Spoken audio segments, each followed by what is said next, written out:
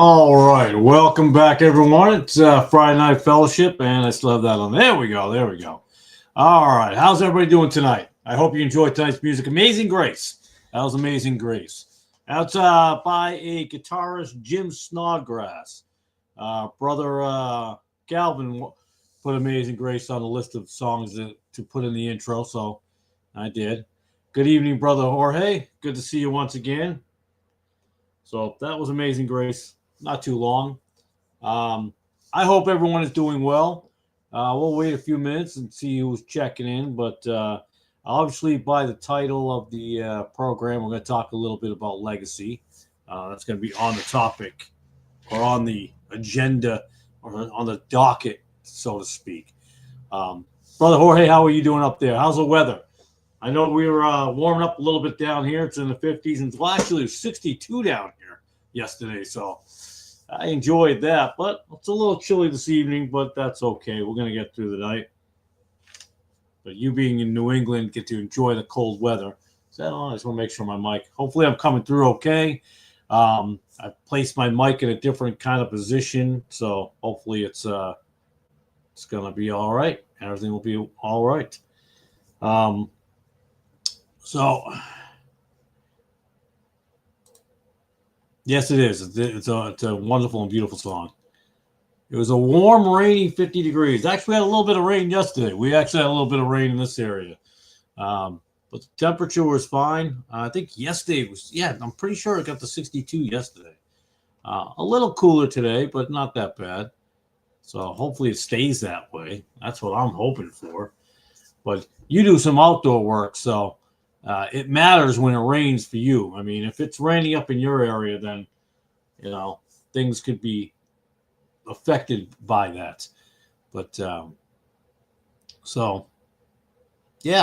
anyways, I was going to wait a few minutes. But, I guess certain things can weigh on your mind or things can pop up. As you well know, sometimes I have a topic, sometimes I don't. Oh, that's right.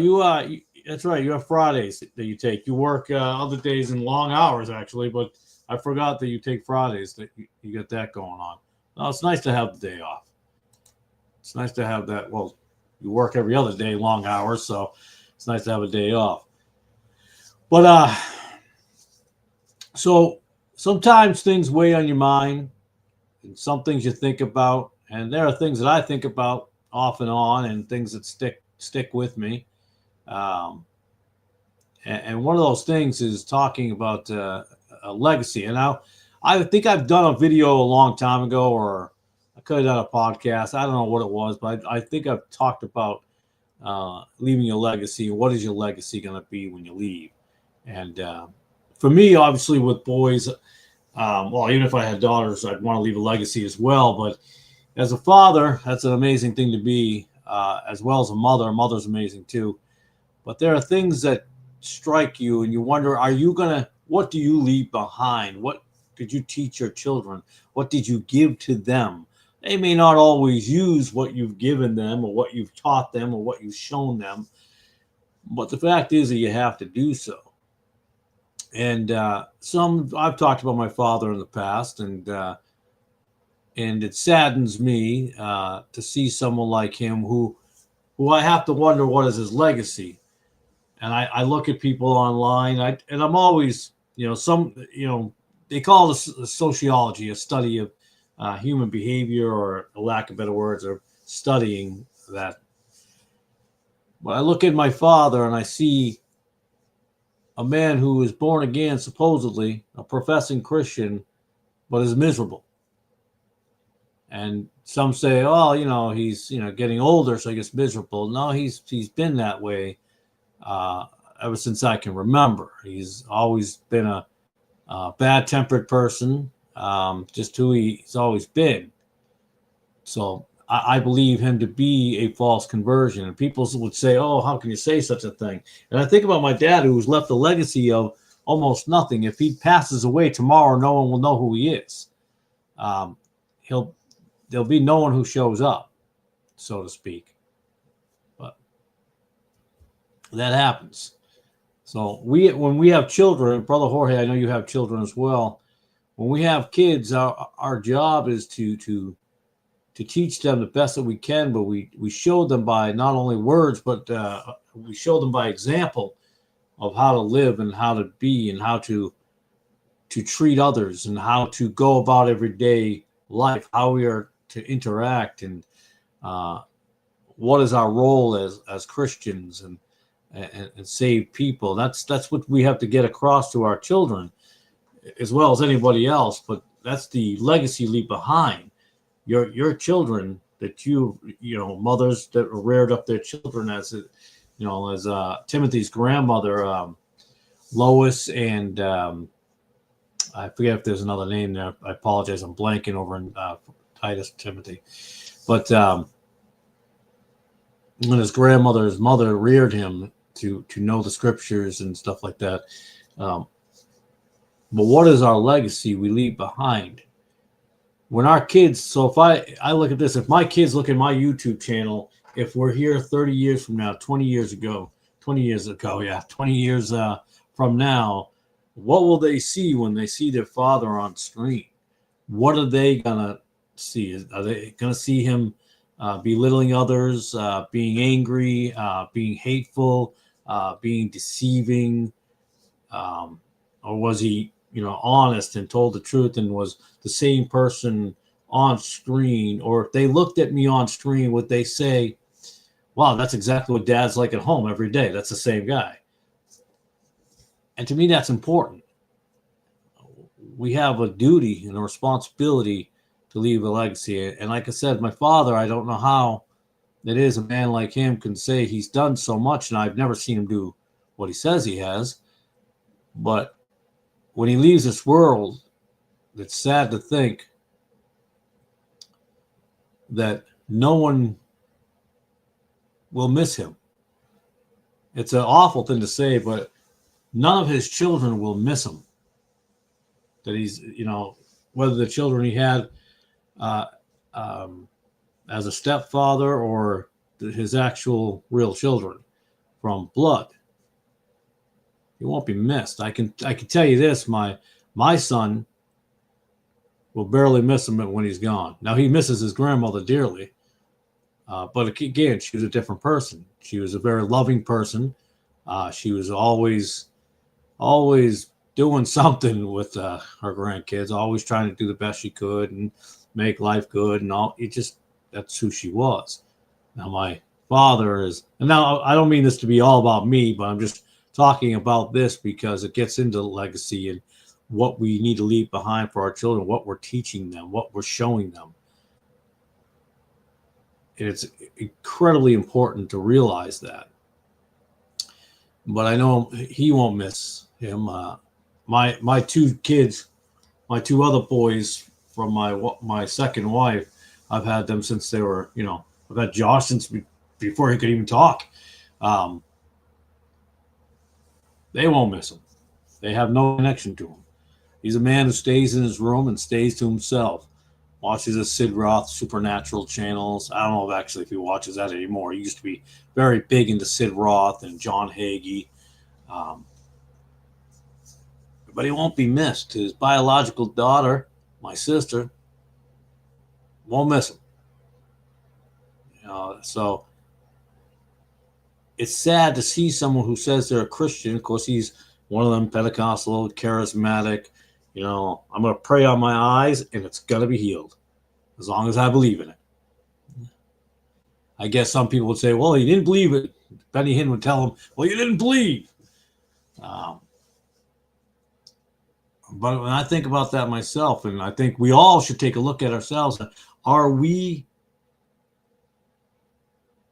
emulating Christ? Are we following the scriptures and leading that life? Are we doing what we're supposed to do?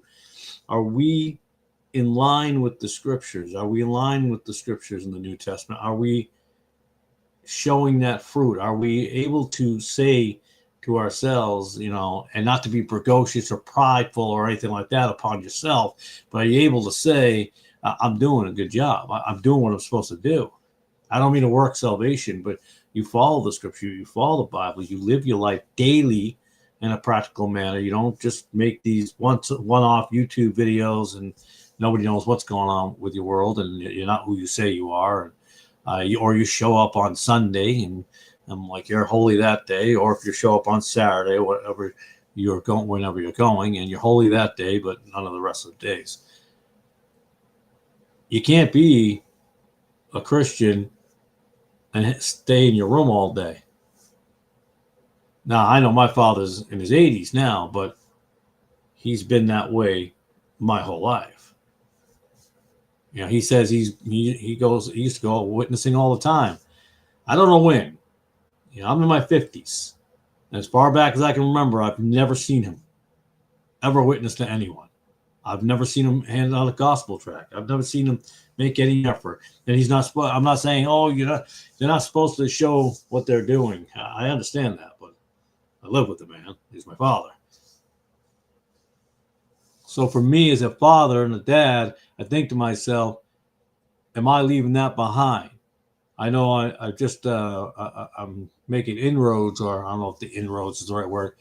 Where we're going right now, they have a prison ministry, and so I spoke with them about doing the prison ministry, or at least getting involved in some level. And I would have rather juveniles, since I act like a juvenile sometimes. That was a sense of humor, sorry. But to do those things, and those are the things we should be doing. And that's what my boys should be seeing and trying to do.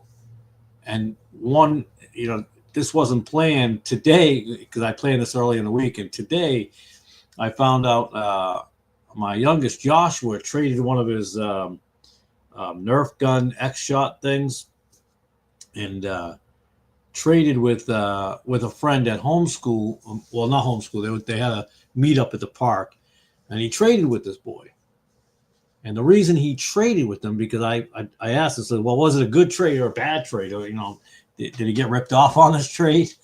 And the reason he did it was because that boy did not have a working Nerf gun. His didn't work. So my son traded his working one so his friend could have a working gun.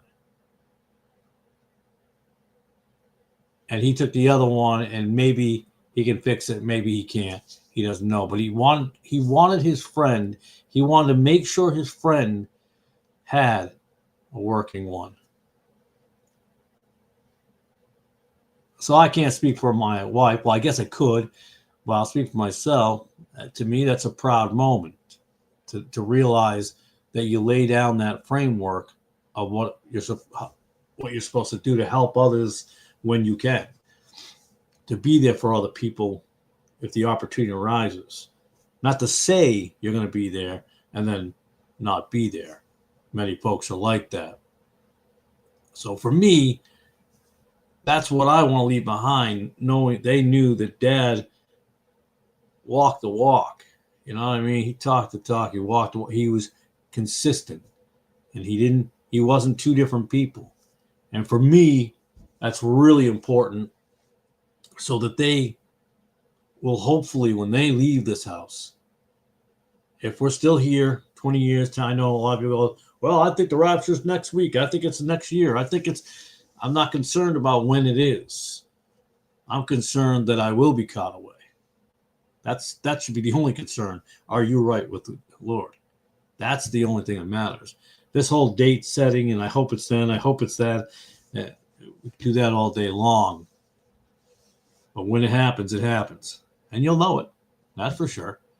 So, I mean, that's how I feel about legacy. I don't know how y'all feel about that, but that's when I look at that aspect of things, it's important. Because our children look up to us. They see what we're doing. They're paying attention. Are you showing up on Sunday, but Tuesday you're a completely different person? Or Monday or Thursday? Excuse me. Good old sip of warm water. Last second, I forgot my mason jar, and at the last second, my son, I requested my mason jar for my wife so I can have water, and Alex actually is the one who brought it out to me on that one. That's another thing. I'm like, I have boys that I can count on. And that's important. When you're a parent, that's what you look for. You look for these things. You look for, are they doing those things? Because we are supposed to strive to be like Christ, as we are always told. Correct? Correct. But our children try to be like us. And we have to be very mindful of that and be very careful. I mean, if you do, I guess if you're a true Bible believing born again Christian, I mean, you're not really being that careful. You're doing it already. It's not like you had to go out of your way to be a certain way. So that's what I think of. I think, will these boys look back? Will they look on these sometimes crazy long live streams and say, that's my dad, and that's who he is. He's always been that guy. Because kids can tell when you're fake. And that the reputation is it.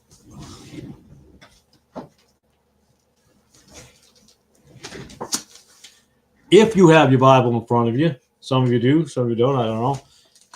Proverbs chapter 22. Proverbs chapter 22. I'm going to use this wonderful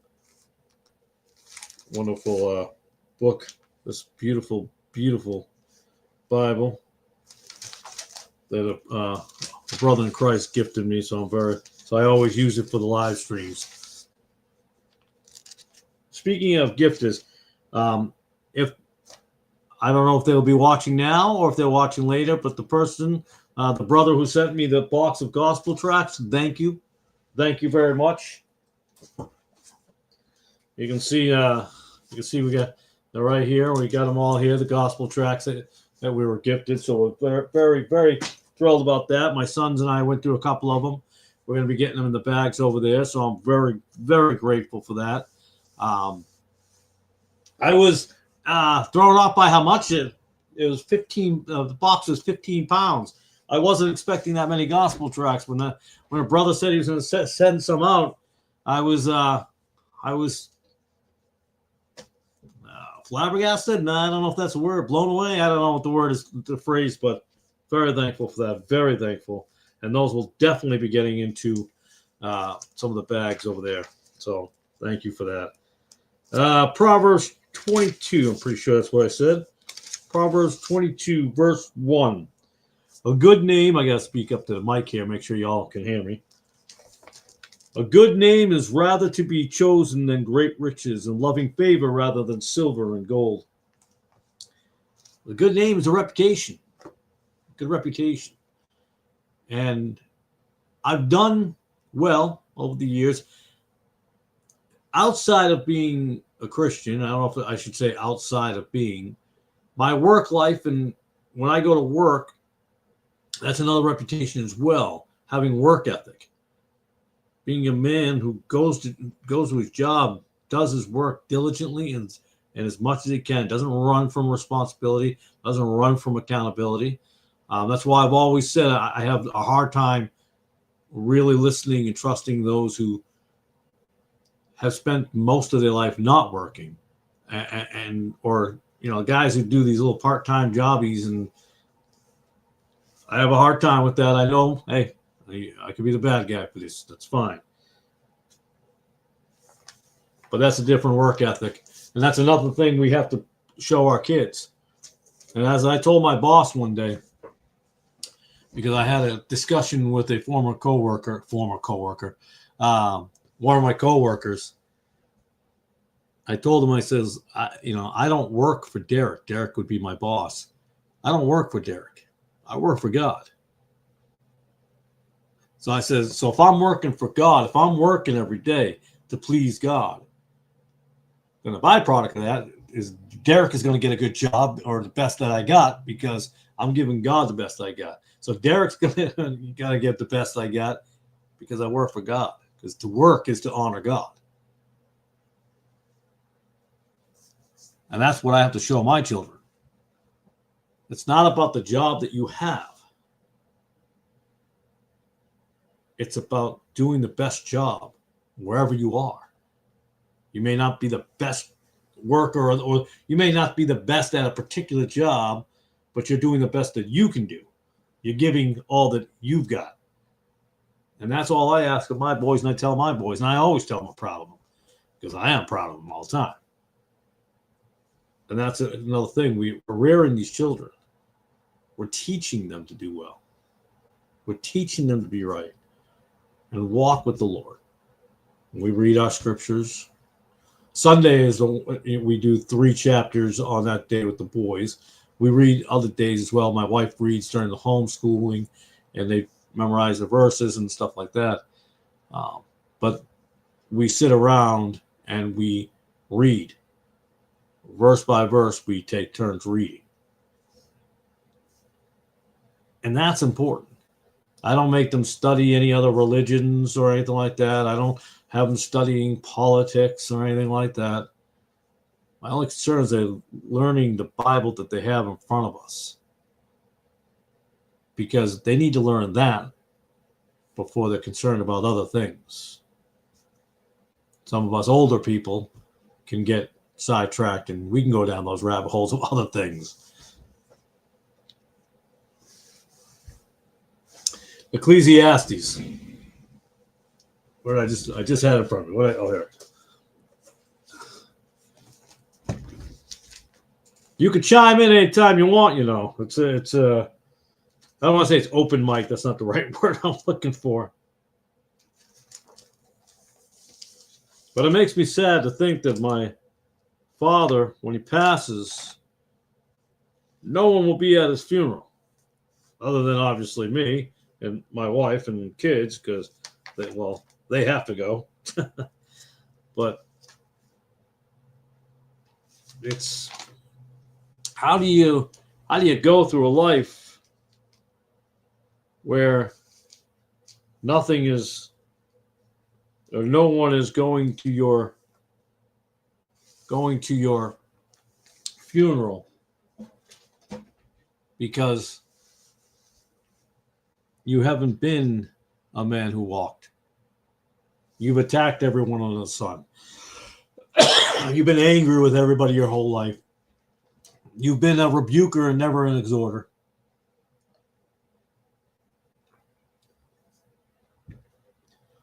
You've gone after the brethren. And no, I'm not talking about someone else. I'm literally talking about my father. You do this your whole life. And you say how all these people were wrong. They're idiots. They're morons. They don't know what the Bible says. And you're going to die alone. Miserable. Angry.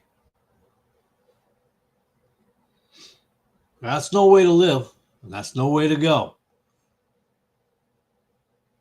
So I've tried my hardest, even growing up, tried not to be like him, although I did have those anger issues. Call it traits or whatever it may be. But thankfully, when I was saved, a lot of that went away. A lot of it came back, though. It was a different type of anger. I was angered, but what I felt was lies in the church buildings that I went to, and pastors, and the kumbaya. Sorry about this. I've had a nagging throat issue all week, so I apologize for that.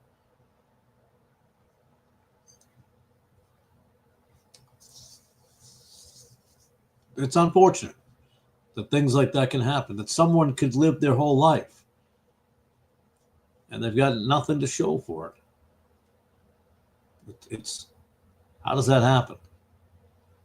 How does that happen? To claim to be a Christian, and people will always tell me, well, you can't judge a man's salvation. You can't tell me if a person's born again or not. Well, you can when you watch somebody for a long time. I don't mean watch videos of somebody. I mean someone close to you that you know. It's sad. It's sad.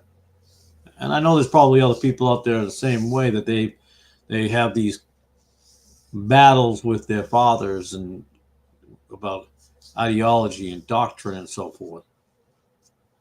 So to me, I'll always, or at least for this moment, I'll believe my father to be a false convert.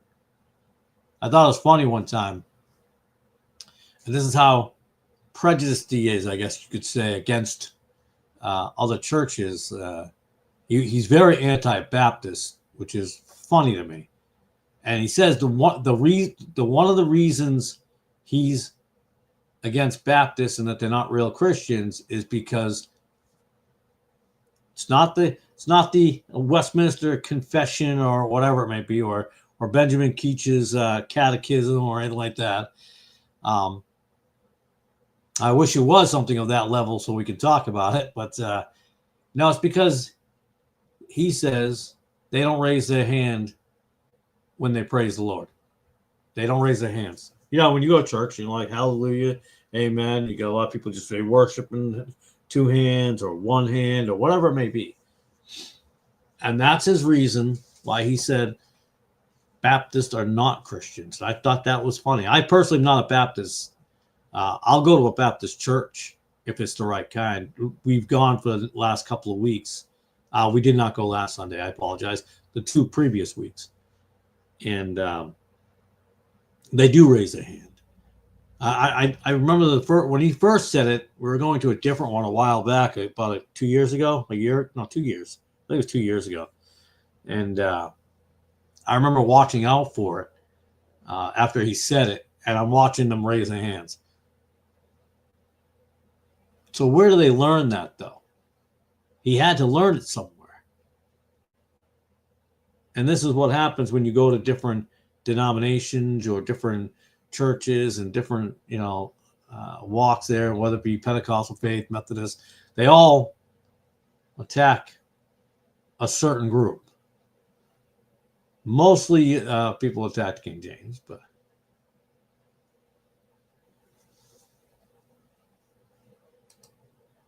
did you tell your dad about what? Oh, the hand raising? Yes. If that's what you mean, I did. I was very quick to tell him that.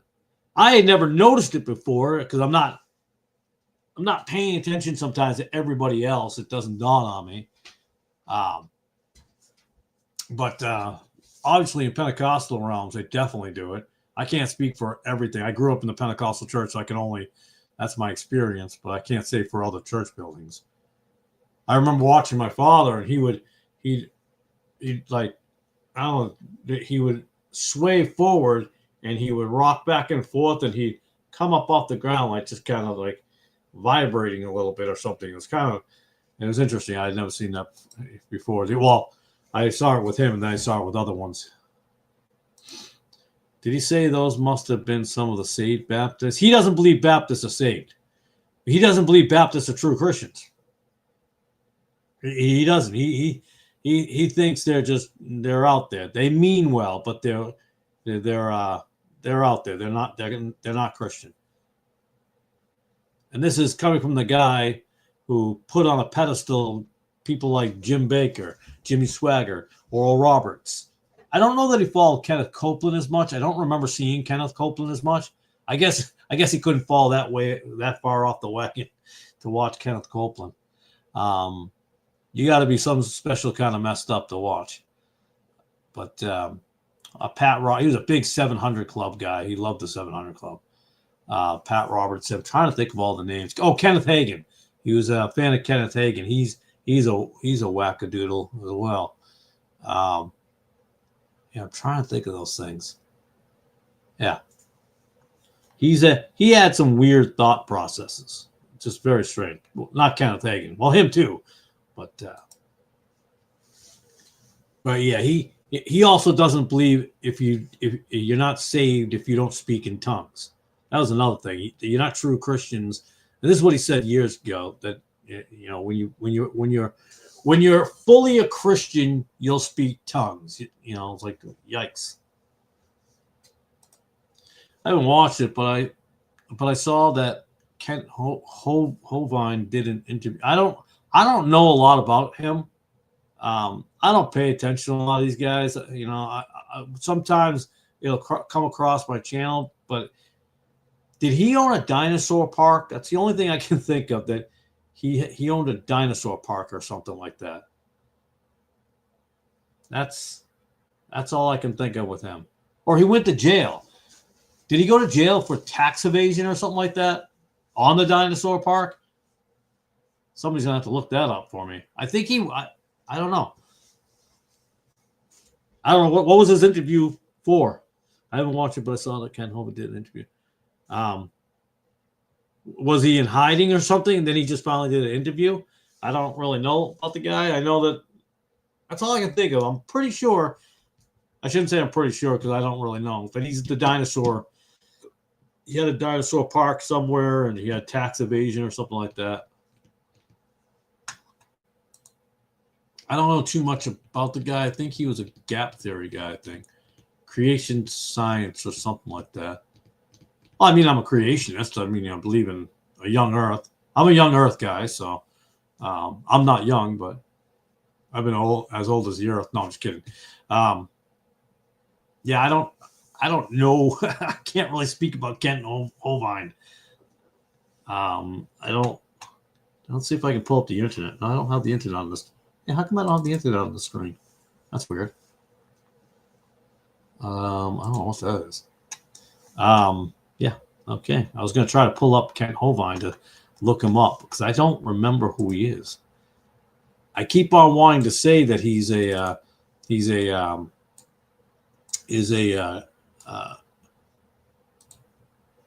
think he's a young earth person too as well, I would think. I'm stumbling over my words only because I'm trying to pull up the other screen to see if I can look him up. Let's see. Let's type in Kent Hovind. Looking it up. All right. I'm just going to go to Wikipedia. I don't have time to really do that. Young Earth creationist and tax protester. Oh, okay. Well, I don't like taxes either. I was trying to find the. Oh, he was convicted of domestic violence. Apparently. But I'm looking at this guy right now, actually, and I actually kind of remember him. I've seen that guy before. I didn't really care for him. But I don't know much about him. Oh. A long time ago, I think Brian Denlinger liked him, and something happened between the two. Okay. I don't, not a clue. I don't know what happened between them. I know he's had a lot of falling outs, but I don't have no idea. No idea. Again, like I said last week, I was never a big follower of Brian, so I've seen some of his old stuff, and I've seen newer stuff, but I think when he first became Born Again Barbarian, when he changed his name, I saw a couple of his videos, but yeah. Like I said before, two different people. And I'm not trying to put down Brian Denlinger. I got to make sure that's clear. That's another thing I want my children to learn from me as a legacy. Now, we're not just, wildly flailing about and attacking other people and going after everyone who doesn't agree with us. And that's what I don't want my children to ever think of me at all. I don't want them to see someone who is just, calling everybody out or telling people, oh, they're wrong because they don't agree with me. It's not what I do. It's not who I am. It's not who we should be. Someone brought up his name or Scotty's name last week, and I don't hate either one of them. I want to make sure that I'm clear about that. I don't hate either one of those guys. Not one iota. Not one iota. I wish them well. I hope for the best for them. I pray that, that they're on the path and that they're doing what they're supposed to be doing. That's all that we can do. Let's see. Domestic violence, creation, evolutionary comp. So I was trying to, hey, there it is. Dinosaur Adventureland. So I thought I knew him from that. That's the only thing I don't know why that strikes me as the most. It's like, off the top of my head is dinosaur creating guy. That's all I could think of. All right. I don't know who he is. I know I heard him a couple times, but I didn't care for the guy. I don't. Maybe if I listen to him more, I might like him. I don't know. So there you go. I looked up Kent Hovind. I don't know much about Kent Hovind, so I can't really speak a lot about Kent Hovind. I know older names, but I think it says here he's friends with Ken Ham. Something. Oh no, Ken Ham removed his stuff or something.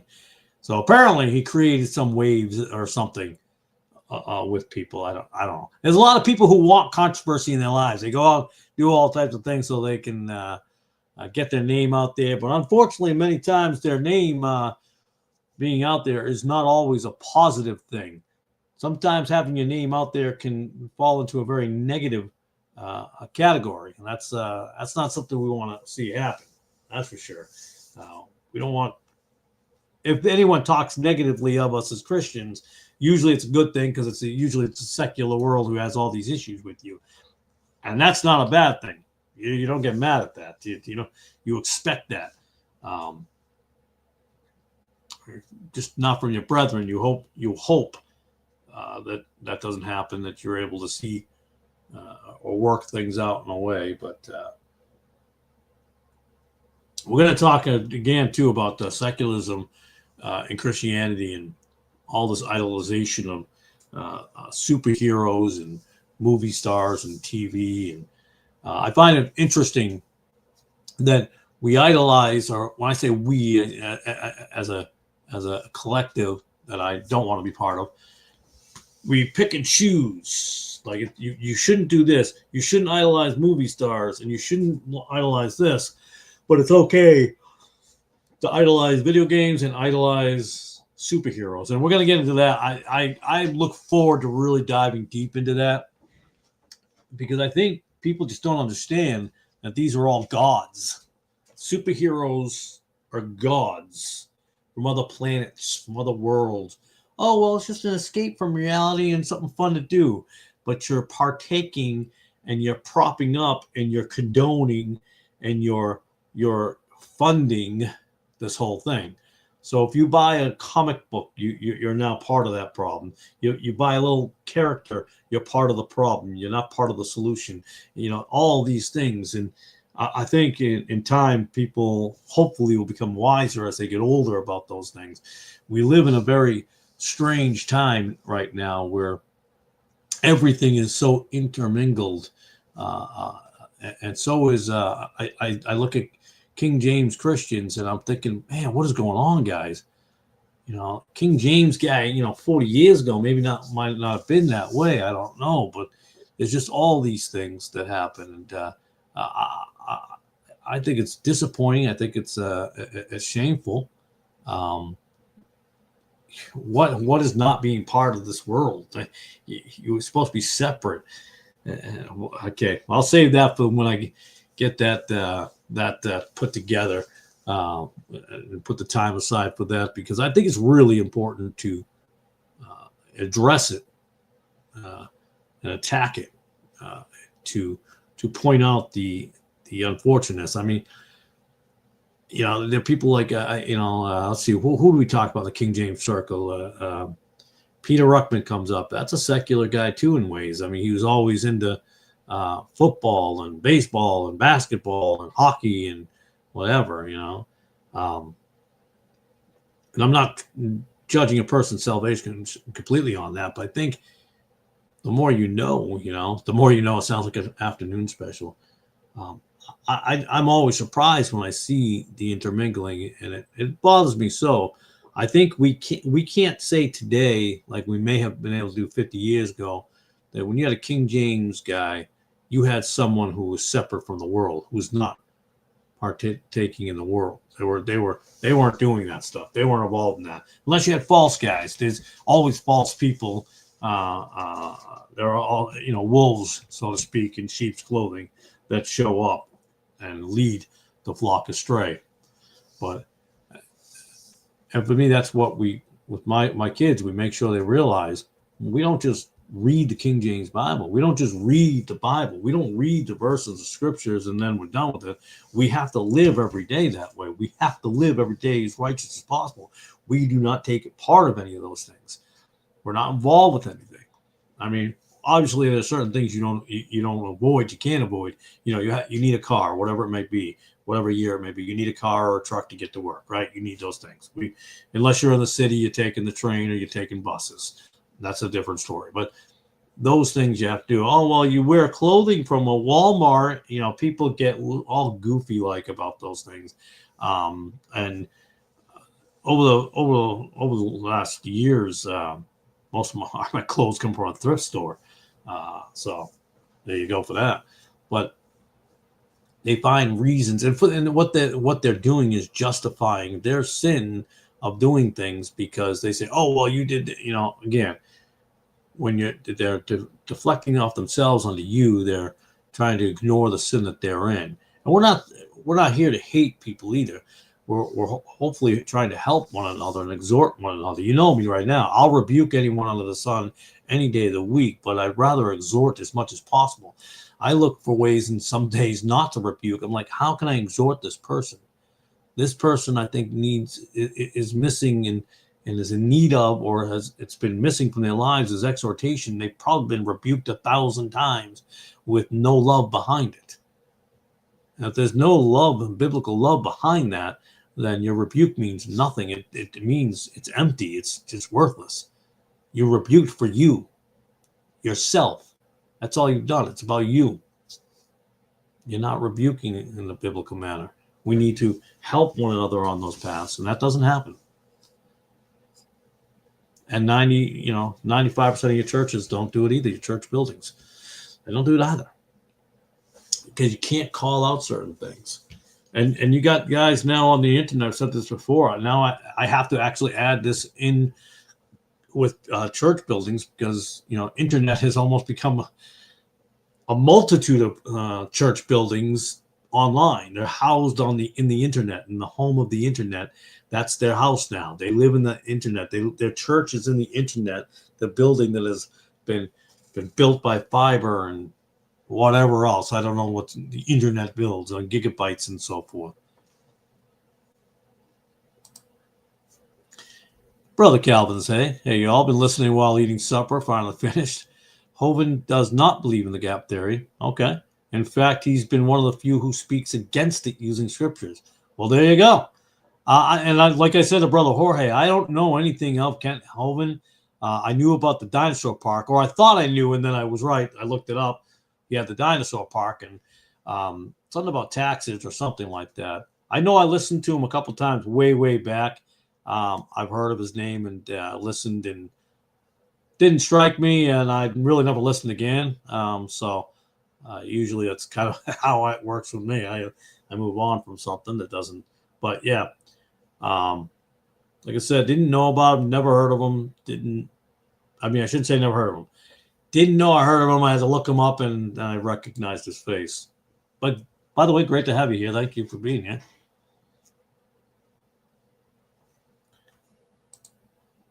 I don't know either. I just noticed he's not in prison anymore. Yeah, well, that's why I was going to read his prison, how long he's been in prison. What was he in prison for? Was it tax evasion? Him and Al Capone? Sorry, Al Capone. If anybody knows the story of Al Capone, anybody? Brother Calvin, you got to know Al Capone. Tax evasion. They couldn't arrest him for anything else, but they got him for tax evasion. You can kill who you want, but don't you cheat your government out of taxes. They won't stand for that. I'm not seeing anything. I'm trying to look it up real quick as we're talking. I don't see it. I don't. Y'all can tell me because I don't know. Federal civil tax matters, bankruptcy, renouncing citizenship. Okay. Apparently he went to the Pensacola Christian College. I don't think that's the same thing as Ruckman. I think that's different, right? I think Peter Ruckman had Pensacola Bible College, correct? And I met somebody who went to Pensacola Christian College. This is a young couple. We were at a church. We invited to our home. They were nice enough. The wife was nice enough. They had a little child. I can't remember if it was a little boy or a little girl. I don't remember. But I know that my sons were worried about the toddler being in their room because they didn't want the toddler to wreck any of their toys. I'm like, what? But they were like, my kids were at that time, I think, 6 and 8 or something like that. I think they were 6 and 8 at that time. But I'm pretty sure that's not the same as Ruckman College. Yeah, I'm looking up. I'm not seeing it. Yeah, I don't know that it's. I have no idea if he went to prison. Oh, and imprisonment. All right. On January 9, 2007, Hovind or Hovind, I don't even know if I'm saying his name right, was sentenced to 10 years in prison with 3 years probation. For what? The IRS. He was in prison for 9 years for structuring, a law put in place to keep drug dealers from taking more than $10K out of the bank during a one-day period. So he defrauded the government somehow. I'm trying to look at this here. Let's see. He had to pay the government $600,000. Structuring. I'll have to look into that. Yeah, I don't know. They were going to hide a motor vehicle? Oh, they were really trying to. Well, this would be considered defrauding the government. That's what they were trying to do. That's what they seem to have been doing. Now, whether and we could make the argument that defrauding the government isn't a serious offense because they defraud us every day. But yeah, I get that part of it. If that's what he is as a tax protester, I get the thought process behind it. None of us want taxes, especially certain taxes. I believe in certain taxes. People get mad at me all the time. They go, wait, you're a Christian and you're for taxes? I'm like, not all taxes. Calm down. I believe in taxes. If you live in a town, why can't I pay taxes or pay a little bit of money to my town so my streets are paved? You know what I mean? So my streets are always nice. My lights down at the intersection are working. I don't have a problem with that. But there you go. You can kill a man and get 2 years in prison. But if you cheat the IRS, you better hope they don't put you away for life. My goodness. But I think the one thing that would stand out is right here. I guess he did a year or two for domestic violence. Yeah, it seems. Well, the brother Calvin is saying no. No, sir, he was never convicted of any kind of domestic abuse, nor did time for it. So now I'm not saying Wikipedia is the end all. It's like ChatGPT or something, but I just saw up here that he was. Legal issues. Okay. All right. So he was arrested for assault and battery. Burglary. Apparently burglarized somewhere. An incident with the secretary. The charges were dropped in December. Is that the same thing as the domestic assault? Yeah. Wow. This guy's got a pretty long Wikipedia page. Yikes. And I am on Wikipedia. I do acknowledge that. So doesn't mean this is like perfect information. But I saw something about him in domestic abuse. In September 2021, Hovind was convicted of domestic violence against his estranged wife. Well, I don't know if it's true or not, but right here on Wikipedia, it's saying that he did. I don't know. Let's see. Convicted of domestic.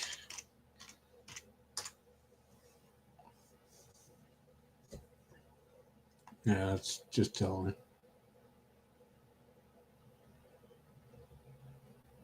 He was sentenced to 1 year in jail with 30 days to be served and was fined $500. Apparently, then he had a lawsuit against.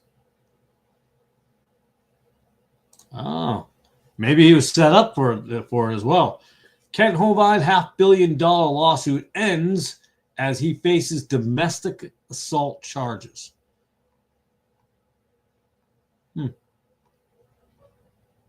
Well, he's got a lot of controversy around him, I guess. I guess you're right. It says suspended. So he never served. It says convicted, and then, my goodness. Wonder how that went down. I wonder why he was convicted. Maybe he angered the wrong people. The IRS got to his wife and turned his wife on him. Yeah, don't mess with the IRS. What did Charles? What is his name? Oh, what's that lying congressman? Which one you say? Charles Schumer? Charlie? What is his name? Charles Schumer? The old guy there.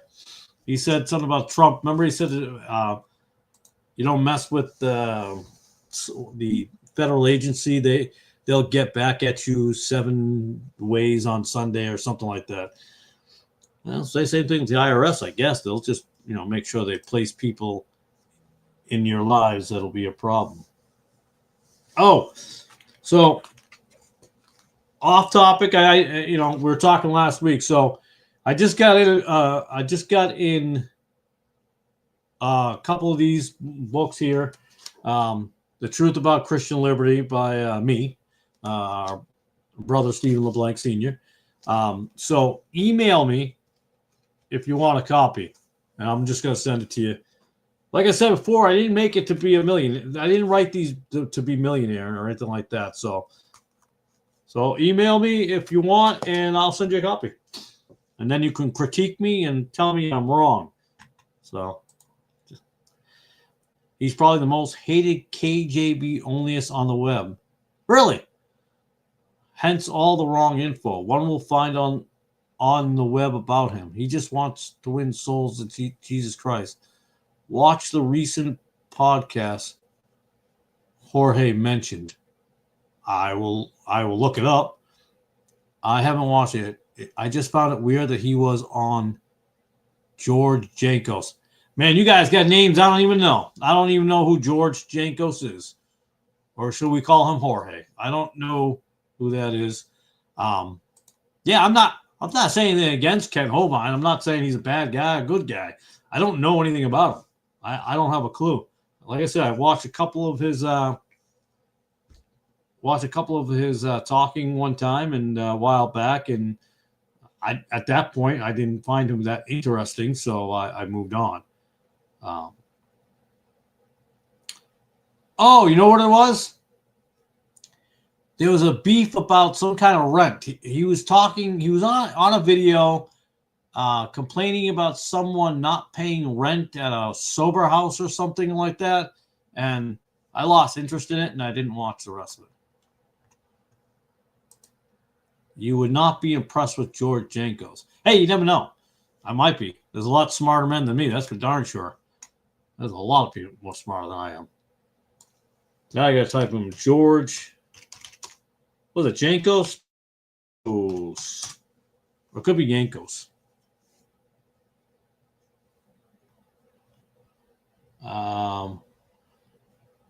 Okay, so I'm not really interested in watching George Jankos. The first thing that pops up, I kid you not, is him in pictures with Logan Paul. Logan Paul and Jake Paul. Now, what I do know is Logan Paul is the guy who made the energy drink, Prime Energy. He was some kind of big-time YouTuber. Yeah. And apparently his brother Jake Paul, who apparently is a boxer. I think they used to be YouTubers. Former YouTubers. Okay.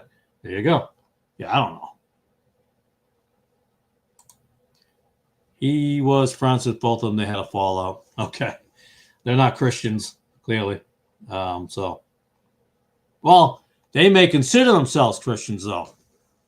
All right, so this is the world is. I'm telling you, this whole Christian thing and then secular world thing. I know we're on this topic, and I don't mind going back to it for a second. So the other day, a woman I work with, she works in the front office. She came back. She said on the next truck, she's expecting some boxes off the next shuttle. We call it a shuttle. They're trailer trucks that come down with a bunch of stuff. So she says, and she said, I don't know how it leads to something. And we were talking about the schedule of work. So bear with me here for a second. So we're talking about the schedule of work and how the hours are going to be different because the Christmas time is coming and Christmas Eve, and the plant in some areas up at the other plant is going to shut down, but it won't affect the warehouse and this and that and Christmas. And I said, well, I'll volunteer. Well, because I have to take Christmas Eve and Christmas Day off. I have no choice. They give you it off and you can't work. But I said the 26th, which is the day after we're supposed to have it off. I said, hey, if we're open, I'll work. I got no problem working. I don't celebrate Christmas. And then she says to me, she looks at me and she goes, you don't believe in Jesus? I said, I'm sorry, I don't believe in Jesus. And she goes, yeah. She goes, yeah. I'm like, of course I believe in Jesus. And she goes, oh, well, you don't celebrate Christmas. He's the reason for the season. I'm like, okay. So I said, well, he wasn't actually born on December 25th. That is a fallacy. That is a thing that happened back in the 300s with Bishop Mark, who went to Constantine. And I said, but I won't bore you with all that, but and stuff like that. I said, but it's not, Christmas is not about Jesus at all.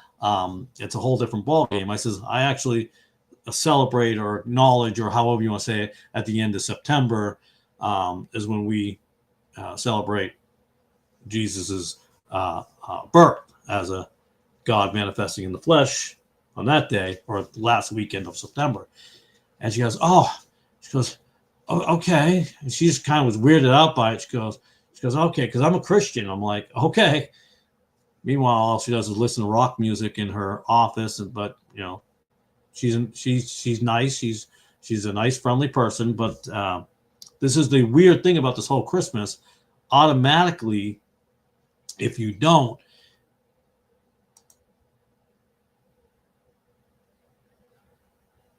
greetings and blessings, Christ Jesus. Good to see you forever. Forever. Oh, I'm a jerk. I forgot your name.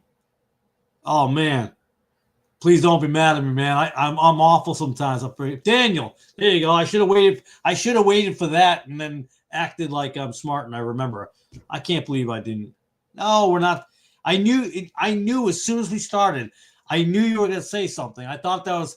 As soon as I saw you pop up, I'm like, oh man, what timing? No, we were talking about other things, but we're just talking about a woman at work that I work with, and she thought I was not a Christian.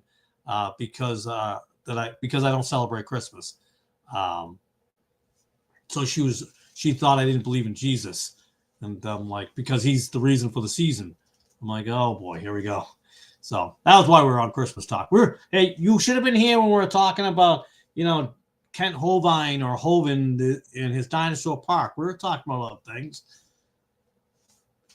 But no, I was telling her we don't celebrate. She thought I wasn't a Christian because I didn't celebrate Christmas. She got worried that I didn't know who Jesus was. I'm like, okay, because she's a Christian. And then I was just saying that hard to accept that when she swears a lot. She listens to rock music a lot. So there's a lot of things there. But I thought it's interesting if you don't celebrate Christmas. And you already know, brother, I'm not against you or anything like that on that. But anyways, come on, everybody knows Jesus was born to. What's wrong with you, man? Oh, wow. But I'm just saying it's the whole idea of, or you're automatically a JW or a Seventh Day or stuff like that. We always want to put people in a box. and assume what they are by certain things, because there are certain things we'll agree with, but there are certain things we disagree with. And so it gets, so that's with that.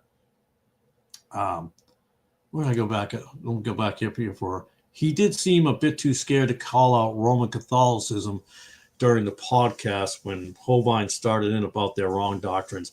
Yeah, I don't know anything about that guy. I've never heard of him, but clearly I would not have heard of him, because if he's having these guys, Logan Paul and Jake Paul, who apparently Brother Jorge says they're good friends, I don't know anything about him, so nothing I can do with that. He being Jake Ghost, yeah, well, doesn't surprise me at all. Greeting. Oh, I read that. I'm sorry. Hi, brothers Daniel. Where am I? Hi, brother Daniel. No. Blessings. No worry. Oh. Hey, Steve. There we go. Got down to that one. Hey, Steve. Hey, Daniel. Brother Daniel. So, but yeah. So again, when we're talking about what the legacy is we leave behind earlier, we got a little off track there, but that's okay. It happens. But I think it's really important to leave that legacy and to teach your children to look at things the way we do and live biblically as possible. But and like I said, it would be hard to believe someone is saved when they're always miserable and mean and ornery as my father is. And it's sad for me to think that he'll die and no one will miss him.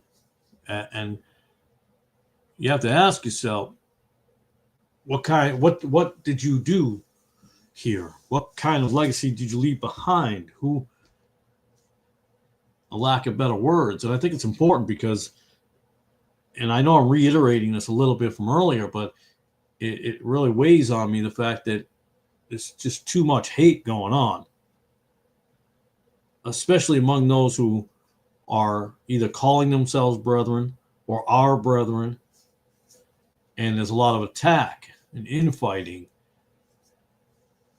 And I don't want so again, when my sons look at my videos 10 years from now, if we're here, 20 years from now, if we're here, 20 years from now, I may not be here, no matter how you look at it, 30 years from now, the fact that they can look at the screen and say, that's my dad, and that's the same person I know in personal life. It's important to be that way and to be there for one another. And I still think about Joshua and the fact that he traded his toy gun there to someone so they could have a working gun. And that's what we want to be able. Things like that is what we really do want to teach our children in these matters of treating others that way and looking out for people and looking out for one another as you can. But I talk to them all the time about these things, about when you have other people who you call brothers in Christ and they're your fellow Christians, you want to be looking out for one another instead of trying to find ways to tear them down or find ways to discredit them or try to find a flaw in a sentence they wrote, or like the book I was just telling you about that I'll send out an email to anybody who wants one. If I forgot a punctuation, unfortunately there are some folks that will rebuke anything under the sun when it's not biblical at all. So we have to be mindful. I'm telling you, as we strive to be like Christ, our kids, if you have them, they're striving to be like you. They're trying to do what you do. So if I'm doing prison ministry, then that's something they're going to go, hey, that's an important thing. If I'm out on the streets witnessing, if I'm at the park handing out gospel tracts, or if I'm putting them in mailboxes, that's what they're going to do. So if that's what you're doing, they're going to do the same thing. And that's what we want. We want them to see that positive aspect of things. So instead of just people talking the talk, that's that's kind of where I think about that.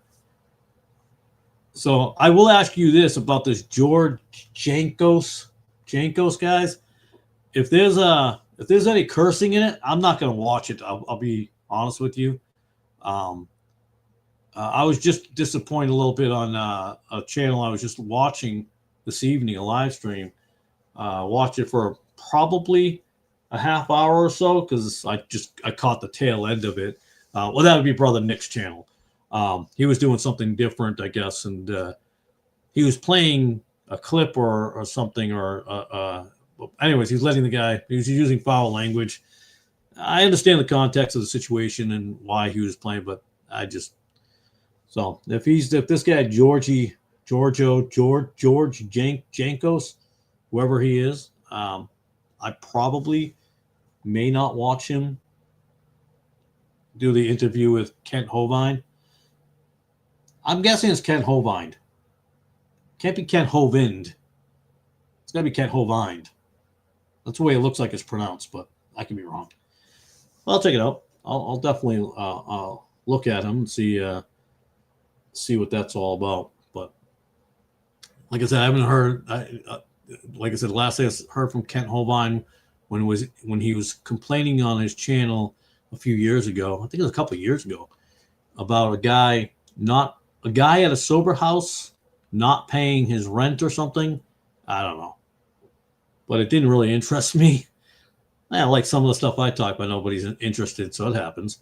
But it didn't interest me, and I kind of moved on from there. I didn't see the point in it, but I might have missed the point in it.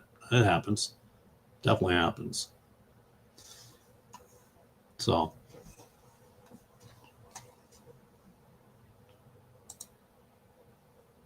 What your son did reminds me of Matthew 9. Matthew 19:19, and Jesus. Oh, you already wrote that. And Jesus' command to love thy neighbor as thyself, and how this verse is taken out of context by many to mean love yourself. Joshua has always been someone. Now Alex is someone who will help people, but he's more reserved about it. He's not the first one to be the helper out there, but he has other traits. Well, we'll stay with Joshua, but Joshua's one of those guys who just really, if you need something, he's got your back. He'll give you the shirt off his back, as the old saying goes. So, and that's what he does. He's really interested in making sure someone is not left out of something. And I think that's, in a way, a great person to be a witness, going out there and spreading the gospel, teaching the Bible, or trying to win souls, for lack of better terminology. I know some people use that term in a derogatory sense, but anyways, because he doesn't want someone to go to hell. None of us want anybody to go to hell. We're hoping we can help people in some way turn from that direction, to repent from that direction, and go the right direction. So I think that's an important quality that he has, a characteristic of which he has, and which is an amazing thing. He's a very forgiving person. He'll forgive you too. He's a forgiving person. He'll hold a grudge for a day or two, but he'll forgive. Mostly against his brother, but he'll forgive. The other one is a very analytical one. He really looks at things to understand it. So when he was helping me break down verses, when I was doing the the 1611 verse, today's King James Bible, and the changes and stuff, he really got into that for a little while, and he was like, wow, that doesn't, that's not really changed. It sounds the same, but it's spelled differently, but it's still the same. Isn't it the same word? I'm like, yeah, he's really into that. Because, the word's not changed, it's spelling. But for him to really pick up on that, there were a lot of things he picked up on. And I tell people all the time, when people tell me a word is hard to understand, I'll always give the word to my son, and he may not know it, but then I'll give it to him in a sentence, and he automatically knows what it means.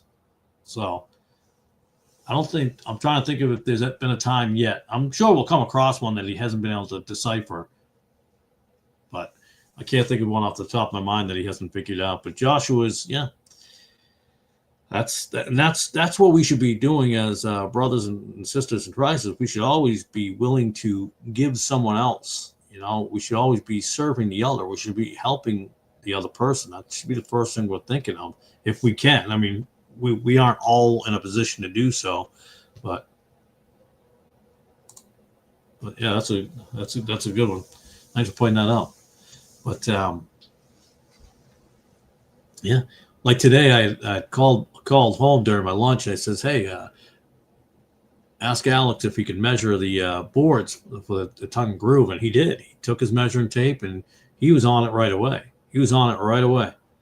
And so there's things about him you can count on. Now, he's not, like I said, he's not going to be the first one to go out the door doing gospel tracks. The funny thing about him is he didn't do gospel tracks at first with me and my youngest son. So when I say gospel tracks in this particular manner, we used to drive and hit all the mailboxes. So we would pick a road and we would just go down that road, and whatever mailboxes we can get to on the side of the road, we would put the little bag of gospel tracks. If you don't mind bearing with me for 1 second. I know this is a little off base, but I'm trying to do the best I can. So what we have, so thanks for bearing with me. So what we have, there you go. So we get these, they're door hangers, but what we do is we put them in mailboxes instead of on the door hangers or on the little flag that you have to put up for mail. So we have different ones. So you can see they're not all going to be identical. This one has the amazing book in here. Good News, Gospel of John and Romans. We got those. We got some more of those. I was gifted some a while ago, a long time ago, last year, which was awesome. Someone donated money and bought $50 worth of that. And then I bought some more after that. And those are the ones after that. So we have these, and I got to get those out there. But you can see scientists prove, warning, 666 is coming. So my boys and I go through all that, and then we'll get some of those chick tracks in there as well. So what happens is we'd have a box back in the back seat, or a container, one of those Tupperware containers or Sterilite containers. So that would be the back seat. Now, at first, Alex didn't go with me very much. Alex is he's more of an introvert, like his mom. They're more introverted, and Joshua is more like myself and a little more extroverted. So Josh would always put him in the mailboxes. We would drive up to him on his side. He'd put him in the mailbox, and we'd go to the next one. Now, and then finally, Alex started to want to come, and he started coming. And what his job was is he would take him from the box, and then he would what does that say? New King James Version. How bad it is. So he would hand up to his brother in the front seat, and then I'll tell you, I'm blessed to have these boys. I tell you what, to be able to have a dad and have these boys with me, we're just going, and he's handing it to the front seat to his brother, and his brother puts it in the mailbox and stuff like that. So a funny story real quick, and now it's about me again, but Joshua grabbed one of the I bought these Bibles at Salvation Army, so they're brand new in the wrap a few years back. I still have some. I mean, I bought boxes of these things. Someone who just put them on the dock out there. So I bought them. I bought them real dirt cheap too.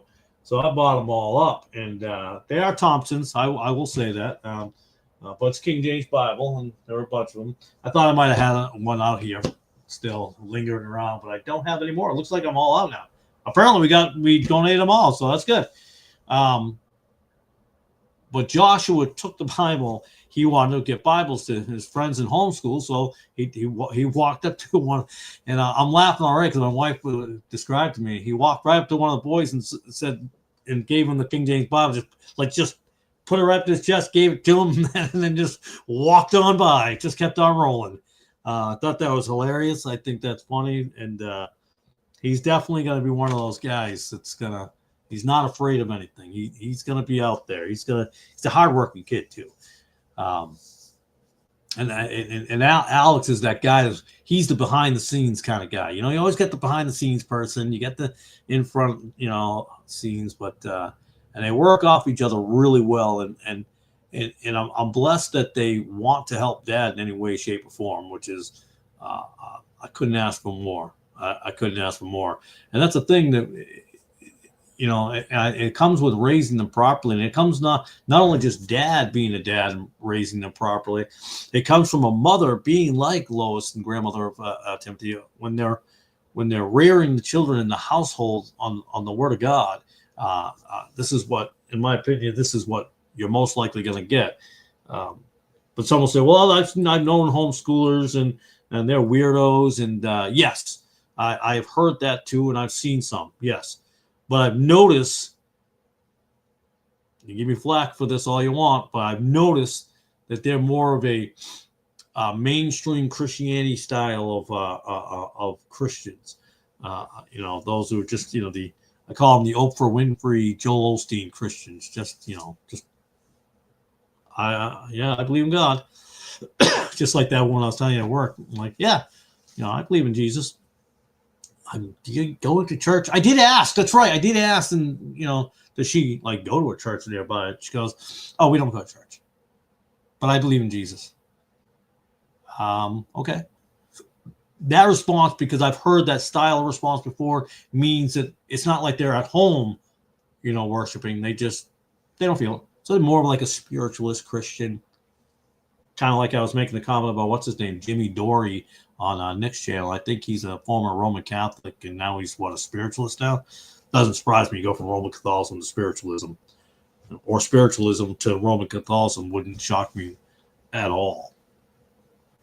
But that's a legacy that I'm hoping that I'm leaving behind with these boys, is that they're doing those things. And and I'm not saying I want 1,000 people to show up at my funeral. I'm not saying that at all. I'm just saying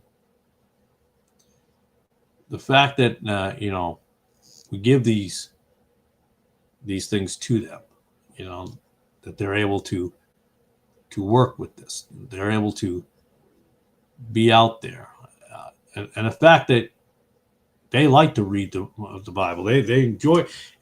It's funny. My son Joshua has a hard time spelling sometimes, but he is in reading. He has a tough time reading, but when we read the Bible, he seems to do really well. And this is the King James Bible, by the way. And I say that on purpose because it's important to understand, because this whole controversy we have going on, how complicated it is. We need an easier Bible. It's so hard to understand. The words are difficult. I'm thinking, now, if you've seen my other 1611, at first I was putting their percentages down, but then I stopped doing it for a while because it was always going to be the same. And Alex was, I think, consistently over 90% understood and could read the words in the 1611. And Josh, the lowest he was in the mid 70s, but he was consistently in the 80s. If they can do it and they can understand it and they can figure these words out, I think we can too. So therefore, I don't feel the need for any modern update of the King James Bible. I don't. I think we got what we got. We're good. I think we're at perfection. Oh, excuse me. Oh, I apologize. I got to take a drink of water.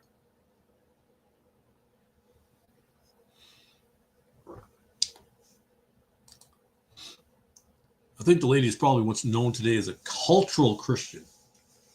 I don't think I've ever heard. I may have heard it in a different way, but I don't think I've heard of it that way. Let's type that in and see if that's an actual real movement or just somebody coined the word. Maybe Nick might have coined it. Okay, I don't know what I just got there. Oh, here we go. Why has it got to be Wikipedia? Here we go with the Wikipedia. Wikipedia's got something to say. I don't understand that at all. So right off the bat, I got confused. Cultural Christians are those who received Christian values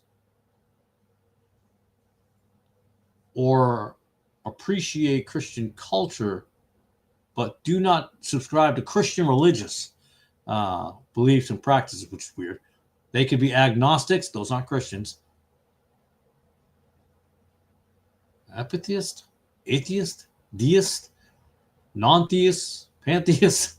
Oh my goodness, transtheist. Transtheist. What in the world? Yeah, I'm not familiar. Yeah, again, everybody can just call themselves a Christian. I think the word has become so meaningless to folks. Christmas time brings out a lot of cultural. Yeah. There's in the non-Catholic Christian world, in the mainstream Protestant Christian world, the way we want to look at it, or even people who aren't even Christians at all suddenly become Christians at Christmas time. I've seen that for years. And as always, it's like they come out of hibernation. And as soon as Christmas is over, back in the cave they go. It's all the time. All the time. And so, listen, I don't hate anybody that celebrates Christmas. I'm not, I think it's incorrect and it's unbiblical. That's my belief. But I'm never going to go around and right off the bat say you're going straight to hell for it either. I know people like to do that and go, well, you're going straight to hell. Well, there are certain things, but one has to get to a point themselves. I fought that whole Christmas thing for a long time. What I mean is I fought for it. And I fought for it and I fought for it. And then when I really dug into it, I found myself on the other side of that, realizing, wait a second, something doesn't add up. And then when you start doing the research, you find out, yeah, this didn't add up. But that's for me. I mean, everybody else has to be on their own way. But yeah, it is funny how that happens. Catholics come out, they always say, there's a terminology for it, but they come out for Easter and Christmas all the time. Like they don't go to church, but then on Christmas. What is the name? I wish I can remember that. It's a term, and I cannot pull it out of the air right now. It's there, but I can't remember what it is like. But yeah, he's a reason for the season. Well, thank you for telling me a catchphrase that's on every T-shirt in Walmart. You know, but you have no idea why he's supposedly the reason for the season. Do you know that part? Well, yeah, he was born on December 25th. Oh, it wasn't. What makes you say that? Well, the Bible says. No, it doesn't. That's true, by the way. There's a lot of Christians over the years that I've come across and talking and having conversations with. They really bought into the whole thing that Jesus was born on Christmas. That's why it's Christmas. And I'm like, okay, well, he's not born on Christmas because Christmas had to exist before he existed for the word to be there. So the word came after the fact. So the word Christmas isn't until later, just in obvious there. But they can't give you much of anything else. Well, it's a great time to spend with family, as if you had no other time to spend with them. It is unfortunate that they just, during this time frame, they pop out. They just pop out. They get so excited about the season. But when it's not when he was born, yeah. I mean, I don't know what to say there, but you know.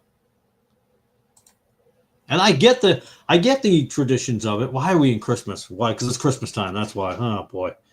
I've done plenty of videos on that, and videos that I could have gone more in depth on, but I didn't. I feel like if I did a video, it would be like a Nick Sayers video. It'd be like a 6-hour long, and I'm not into making 6-hour long videos.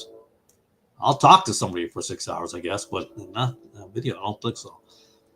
But it's unfortunate. You go back through anything. I tell you, they weren't even before the Civil War.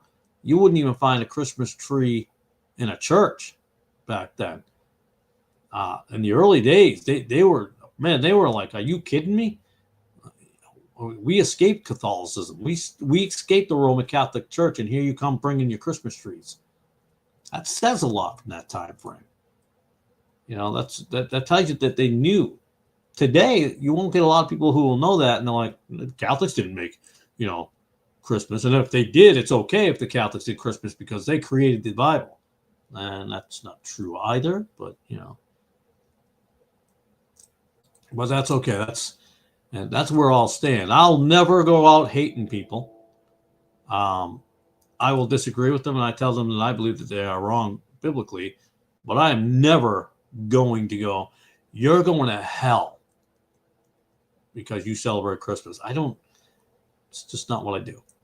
And I won't do that. It's not my style. And there we are on Christmas, I'll tell you.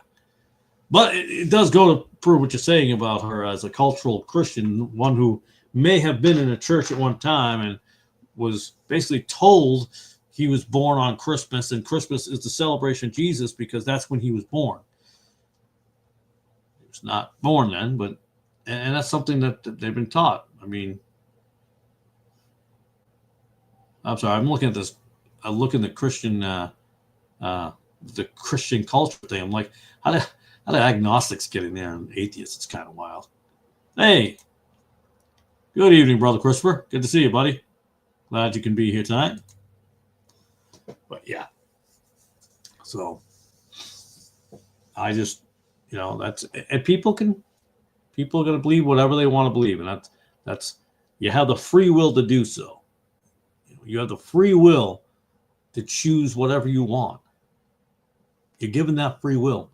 You may use it in any way, shape, or form. We may not agree, and I may disagree with you, but you have that free will to do that. So it's on you. That's totally on you, whatever you're going to do. We all have to answer, whether we're right or wrong. One day we're going to answer it to somebody, and it ain't me, and it ain't anybody else on YouTube. It's you know who. That's who we're going to answer to. Man. So, any other thoughts on? I caught. I was talking to somebody the other day because I was remembering a video about one of the other channels, and it just was the fact that they were promoting the fact that you needed to know Hebrew and Greek to be able to witness to more people. That's something that I was working on a little bit the other day, just writing down some notes because I'm like, man, that's a little strange, because you have to think of all those people who unfortunately died unsaved because they didn't know Hebrew and Greek, so they really didn't understand the Bible fully. Think about that for a moment. That's what you have to say. You have to say that they didn't fully understand the Bible because they didn't have the Greek or the Hebrew, so therefore they couldn't have been saved. Because if you don't fully understand the Bible, therefore you can't be saved. I don't know. That's a wild theory to me. That's interesting. I know that I see a lot more Christians getting into conspiracies and things like that, which is interesting because I was into that, 30 years ago. But I'm wondering why, and someone can explain to me, why are there more Christian channels or Christian people getting more into conspiracies and things as ever before? Wonder how that came about. That's an interesting, to me, I think that's also another sign that, kind of leaning into the end of days there, because it's wild. I've never seen it my entire life in Christians, but maybe it's always been there. Well, my dad was into a lot of that behind the scenes stuff, government conspiracies and so forth. So he believed in those things, and yeah, there are some conspiracies. I don't get into that stuff. I'll tell you what, I will say this, where I tuned into Nick's channel there, Brother Nick there, I didn't even know anything about the whole Australian thing. I had no idea, some sort of shootout in Australia or a synagogue or something like that. Not a clue.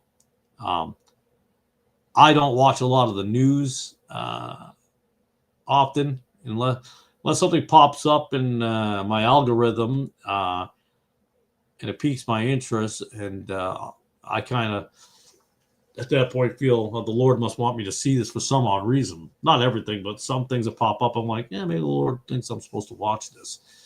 So I'll check it out. Other things I see, I'm like, oh, that's just a distraction. I'm not interested in distractions. But yeah, I have no idea what happened with that Australian thing. I'll get more news from you all than I'll like this George Jankos interviewing Kent Hovind. I would have never known who that guy is, George Jankos, and I would have never seen the interview. We just had a conversation on whether he was actually convicted or not. You know, I think there are a lot of Christians, those call themselves Christians today, that make a lot of other Christians look real bad. And again, they're not in the church buildings anymore. They're on your internet as well. Wish we can get away from things of that nature. There was another. What was I thinking of? Oh, I should have wrote it down. First Timothy something. I can't recall what it was, but going into a legacy. I know Brother Christopher has kids as well. We want to be something. We should be striving to be someone that they will look up to one day. Well, if that person is doing what they're supposed to do. If you're drinking and drugging and fornicating, we don't want our kids to be looking up to that. That's for sure. But there are stuff out there today that exists. And I'll tell you this, when it comes to secular TV, I'll tell you what I do watch. I do watch documentaries, of course, modern stuff. I guess you could say, have different things, usually historical aspects. But yeah, lead by example. So I coached basketball at one point in time, and I was a firm believer of never asking someone or telling something to do that I would not do myself. Are you changing your words? Yeah, I'll put up your second one. There you go. I wouldn't ask you something I wouldn't do myself, and that's important. And with our kids, again, they see what we do, no matter what it is. And we're going to have our bad days, and we're not going to be perfect parents. But we have to be the best that we can, right? I don't want to take that Army line. What's the Army commercial? Be all that you can be in the Army. But you do want to be all you can be, right? You want to be the best that you possibly can be. You should be striving to be better than. You'll never be perfection, obviously, but you've got to continue to strive for that. And don't worry about the Christian next door or the YouTube Christian next door preacher or anything like that. And trying to be better than that channel or that ministry or this. And be who you are. Stay in your realm. Stay where you're supposed to be, and be what God has intended you to be, to bring what you bring. I bring, I think, something that other people don't. I take a different walk on things, and other people are take it from a different angle.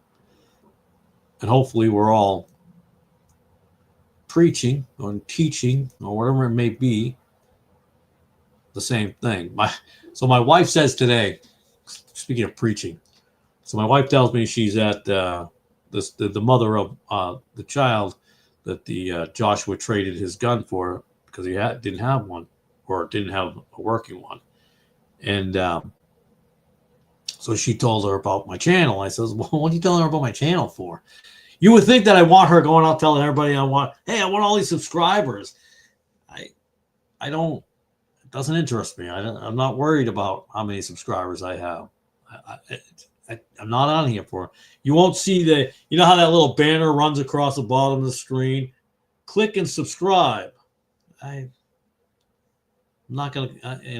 I'm not. You're not gonna see. You'll never see that on the bottom of my channel. But she tells this lady about my channel, and she told her husband about it. And I mean, I'm grateful for my wife, telling her about it. It's very nice of her, and I'm thankful and things like that. But I don't know.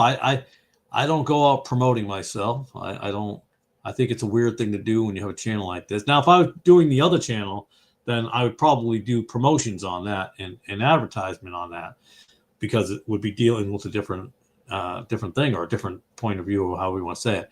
But here, I just don't. I think it's going to fall where it falls. Whoever's going to watch it's going to watch it. I'll go away from that now. I get my news from taking care of my dad, who watches nothing but Fox News. So whenever I'm with him, that's what I hear. I do know it. Bondi happened the same day as the Brown University shooting. I knew about the Brown University. My wife told me about that because that's up in Rhode Island. I'm thinking that's the Brown up in Rhode Island, because I remember I used to deliver in that area, actually.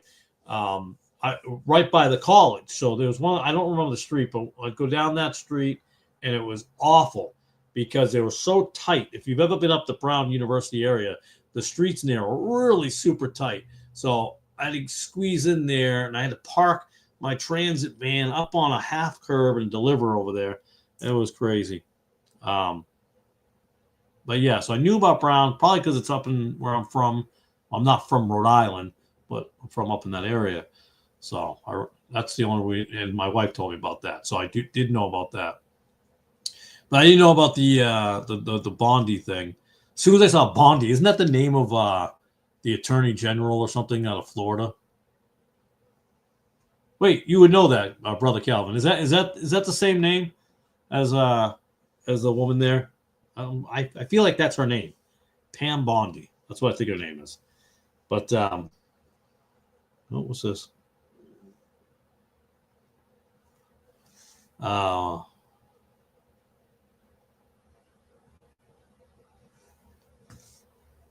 Yes, sir. That's her name.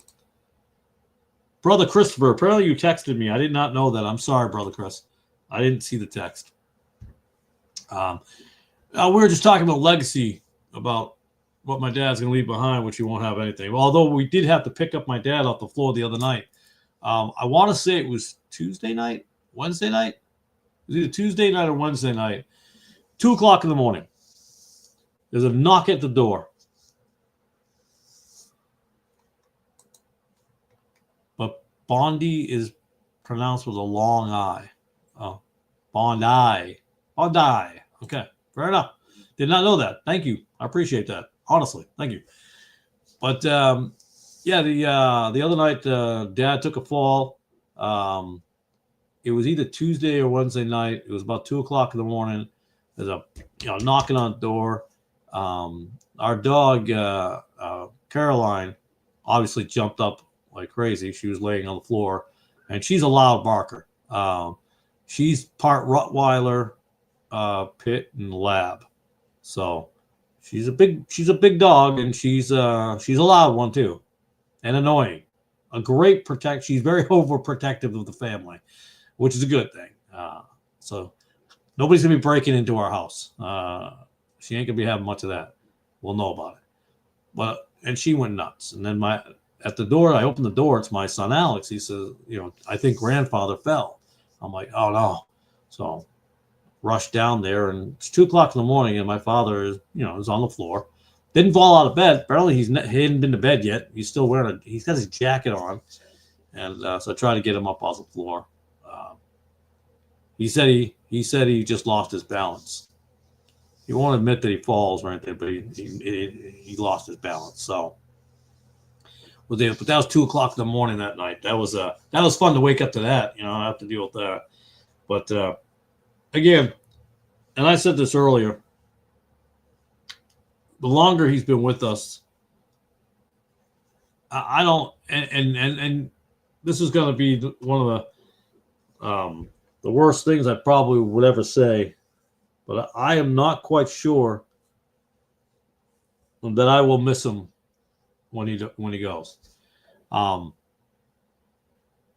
Again, never, not getting into my personal life and saying boo-hoo, poor me, but he's never been shown any signs over the years of being a Christian. I've not seen anything from it. They say, oh, well, sometimes it's gradual. And that's true. Sometimes people are gradually changed. But he's been saved, supposedly, since 1970. That's 55 years? 55 years ago. The reason I know this is because of the fact that I've said the story before, that my mother was not going to get with him unless he was a Christian. And then suddenly he became a Christian, ironically at a Baptist church that he says are not Christians, or not true Christians, which is funny. And yeah, so, and it's sad to say that. And I guess I'm talking about this more for Chris because he missed out on that in the beginning. That the legacy he leaves behind is no one will know he's gone, other than me, obviously, here, but no one will miss him. His grandson will barely miss him. There's two, I guess you could say, adopted grandkids won't miss him. So, and that's why I think it's important that we look at ourselves and as parents, what are we doing? And by the way, we're not supposed to take care of our older children. I did some work on that a while back. It's a video that I'll be coming out with scripture on that. I'll be talking about that. We tend to believe, well, mothers more than fathers, I think, but we're supposed to be helping our kids all the time. No, we are be supportive, helpful, give them tips, help them as we can. But when they're grown-ups, when they're 30, 40, 50 years old, we're not there to bail them out of the consequences. They've got to deal with those things. Like I said, when I made a phone call, I think I talked about this years ago when I made a phone call. Again, we're talking 30 plus years ago. Made a phone call from jail telling my father to bail me out. He said no. I said, you're supposed to. You're my father. He said, basically, you got yourself into it. You get yourself out of it. I thought he was a jerk for that, but that's where I will defend him. He's right. I did get myself into that mess, so I've got to pay for that, which I did. Don't worry, I wasn't a murderer or anything like that. But that's a story. I was next to a murderer one time. That was really weird. And that came in a time frame where I had so much zeal after getting saved, right? And I spent like 2 or 3 years. And this is why proper discipleship and true born-again Christians who aren't all over the map, who are like, oh, we believe everything. We believe, well, that's okay. That's okay. The Bible's okay. This is okay. Every Bible's okay. Da-da-da. And that's what I grew up with, is like, hey, everything's fine, man. Sin is fine. Sin is fine because you're not perfect. You're going to sin. So don't worry about it. No big deal. Free grace. Don't worry about sin. I'm like, what kind of craziness is that? To me, that's wild. Yes, of course we're going to sin and we're going to make mistakes. But to tell someone not to worry about sin because it's just going to happen, that's mind-boggling. No, we should be trying not to sin. We're not supposed to accept sin. We acknowledge that we sin, but we're not supposed to accept that we sin. We're like, oh yeah, hey, no, don't worry about it. We all fall short of the glory of God. And I'm like, no, you can't justify, make excuses for sinning. Yes, we all sin. I hate to say it's kind of dumb, but hello. Yeah, of course we all sin. But we don't sit back and go, hey, you know what? Don't worry about it. You know why? We've got free grace, which means we can sin. We can sin whenever we want. It's free grace, buddy. And people will tell me, no, wait, that's not what they say. But if you've listened to some of these guys, they say it's like you got to read between the lines on some, but pretty much that's it. Hey, don't worry about it. I think those are false people. I don't think they're really saved, to be honest with you. Some of those people are not saved. There's no way they're saved. When you justify and make excuses for sin, nope. When you sin, you should be, I don't know if I want to say mad or angry, but you should be bothered by that. If you're not bothered or convicted by sin, I don't know what to tell you. That's kind of amazing to me. But people like that. I forgot what I started that sentence off with, but that popped into my mind. I'm always thinking. My mind's always racing different things. Uh, and by the way, yeah, that's a blue bandage. I got a Band-Aid. I got cut on my finger. I'm wounded. I'm wounded, man. I got wounded. I don't know how, but I got wounded. So I had to put a Band-Aid on. No, and I'm not covering my wedding ring because wedding rings came from the Roman Empire, and the Roman Empire had, because this is another thing. People will, if you're against one thing, like, well, then how come you're not against that? How come you're not against that? And they'll go to the furthest extremes as possible. You don't have to go to that furthest extremes. But yes, supposedly the wedding ring was created by the Romans because they felt that that finger had a vein, if I'm remembering this correctly, that was supposedly led directly to the heart. So that's why supposedly we have these wedding bands. I don't know what the truth in that is. It's like marriage certificates.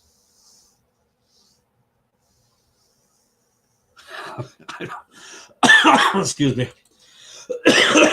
I went to laugh and I couldn't catch my breath. Oh, not that part. Sorry, I didn't see. Hold on. Let me go back to this part. Years ago, that's what we used to call greasy grace in the South.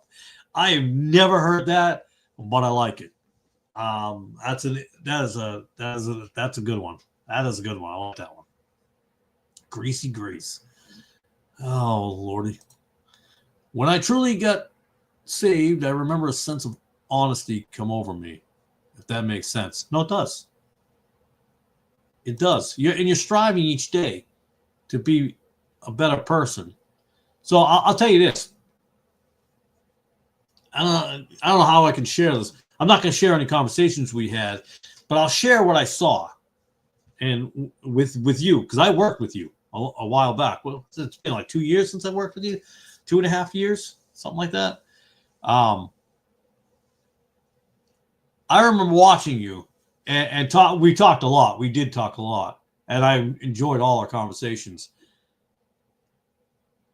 You were a man who was still doing things, but I could tell you didn't want to do those things. It's kind of, I remember you had conversations with one of our other coworkers who had quite the dirty mouth, the coworker. I forget his name. I want to say John, but I can't remember. I think the one who smashed the truck there. What was his name? I think it was John. But I've always looked at you. That's why I've always talked with you, because I saw a man, and we talked about the Bible and stuff like that, and what I thought was you could see who you were, in where you were. It was fascinating to see, because you would get tired of something, and then you'd be talking about something like, I should be talking about that. It was, and I could tell you were a Christian. I could tell that. I'm a work in progress. Hey, ain't we all? We're all a work in progress. John, so that was his name. Okay, I thought it was. Couldn't remember. At least he didn't back up into any polls and then say he never did. I'm a work in progress. We all are. We all are. But yeah, that's what struck me about you. That's why I do believe that the Lord put us in each other's paths for reasons. So I'm thankful for that. I'm thankful for a lot of things. I mean, people are going to be put in your paths for a reason. And this is what I'll say about Scotty's when we did the show Old Time Gospel Hour with Stephen Scotty, and I told him he could have his name first, but you're welcome. I can say that I got negative stuff out of it, right? Which there was negative stuff out of it, no doubt about it. But I know Brother Jorge because of that.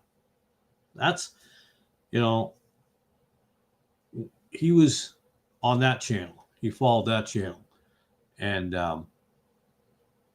I remember, and if you don't mind me sharing the story, Jorge, now you're okay with me sharing the Thanksgiving story? If you don't want me to share the story, I won't share it. I'll talk around it. But I met him through. Well, how can I not tell the Thanksgiving story? Because that really is the whole story. So I'll wait, I guess, until you say it's okay, and then I'll talk about Thanksgiving. But there are times, and we'll find people in places where you don't think we're going to find those people. So there are people, and there are a couple of other people that we met through that channel, and they've since left that channel for their own reasons or disagreements or whatever they may be. We've known a few of them now, probably about a half a dozen. But I'm blessed to have been in that channel for the fact that I've met people through it, and it brought people into my sphere, or however you want to say it. So I am thankful for that, because we've met some true sisters and brothers out of that I believe, anyways, that we have. So there are reasons we end up in places where we look back and go, man, why did I do that show? Or why did I go and live in that town? Or why did I, if I could go back and change. And that's the thing we hear a lot about is, if I only knew, if I could go back and change it, if I had another way of making a decision. Well, look at it this way. Do you love where you are now? If you love your life, you love your wife, you love your family, you love everything you got, then all those things had to have happened to get there. How do you know you wouldn't have got there, right? You wouldn't have been where you are now. So all those things are part of that process of getting to where you are and to make you who you are now. So that's how I look at things. I never say, if I could only go back. Why?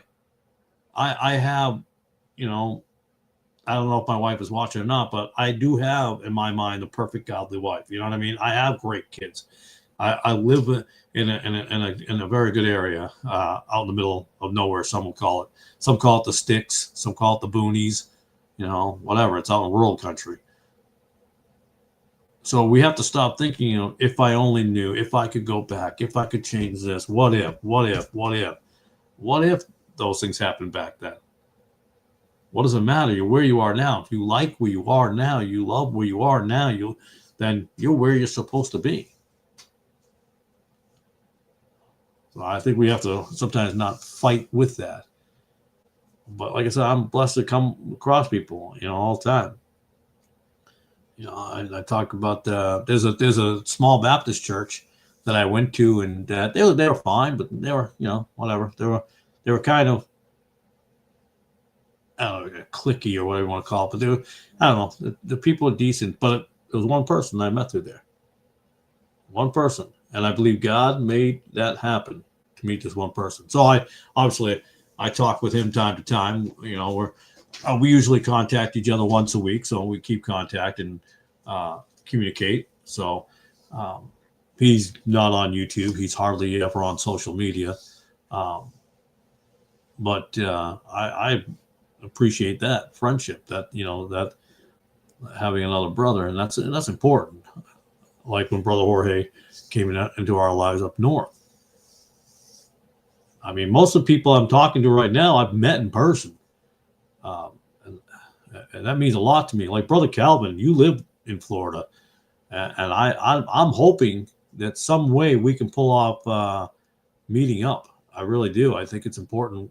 If you can meet a brother, if you can come across their path, I think it's hugely important. So you'll have to meet me at the Pensacola Bible College Baptist Bookstore building. I couldn't even get that all out in one sentence. So, Nick Sayers channel. In fact, okay, there you go. So Brother Calvin is where I met or seen him. I think it was Nick's channel. I don't think it was George's channel. I think it was Nick's channel. Nick came across my path. I watched that channel, and it's on Truth in Christ. I think it was on that channel, Truth in Christ, and then I watched Nick Sayers, and I found it interesting because some of the stuff that he talks about, it's like, oh, that's weird. That's what I do. I break down all these things. Well, he does it in Greek and stuff like that. I just been breaking down comparisons and word changes, and I was like, oh wow, I didn't know there was other people doing that, and I thought that was awesome. So I tuned in. That's why I met him. And then Brother Calvin, started watching his YouTube channel with his playlists he's got on there. He's got a lot of cool playlists on there. I'd have to admit that I haven't been on his channel in a while. I've been let's see if I can pull up YouTube, but he's got good stuff over there. Am I able to pull up YouTube and then link it in here? I think I'm the only one. No, I think Jorge can do it. I think Brother Jorge can do it. Oh, that would be a blessing, brother. Yeah, it would be.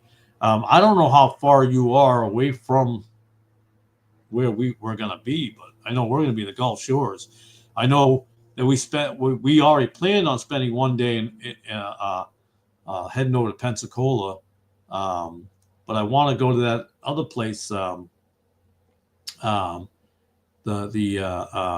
in, I think you said it was in Jacksonville, Huguenots or something. I wrote it down somewhere too. I think it's in Jacksonville, Florida. No, what's this? Got my song list here. Brother Calvin, I played Amazing Grace for you in the beginning, so your song was played at the beginning. Did a different version. I've got different versions I have, and that one was a different one I didn't have. So,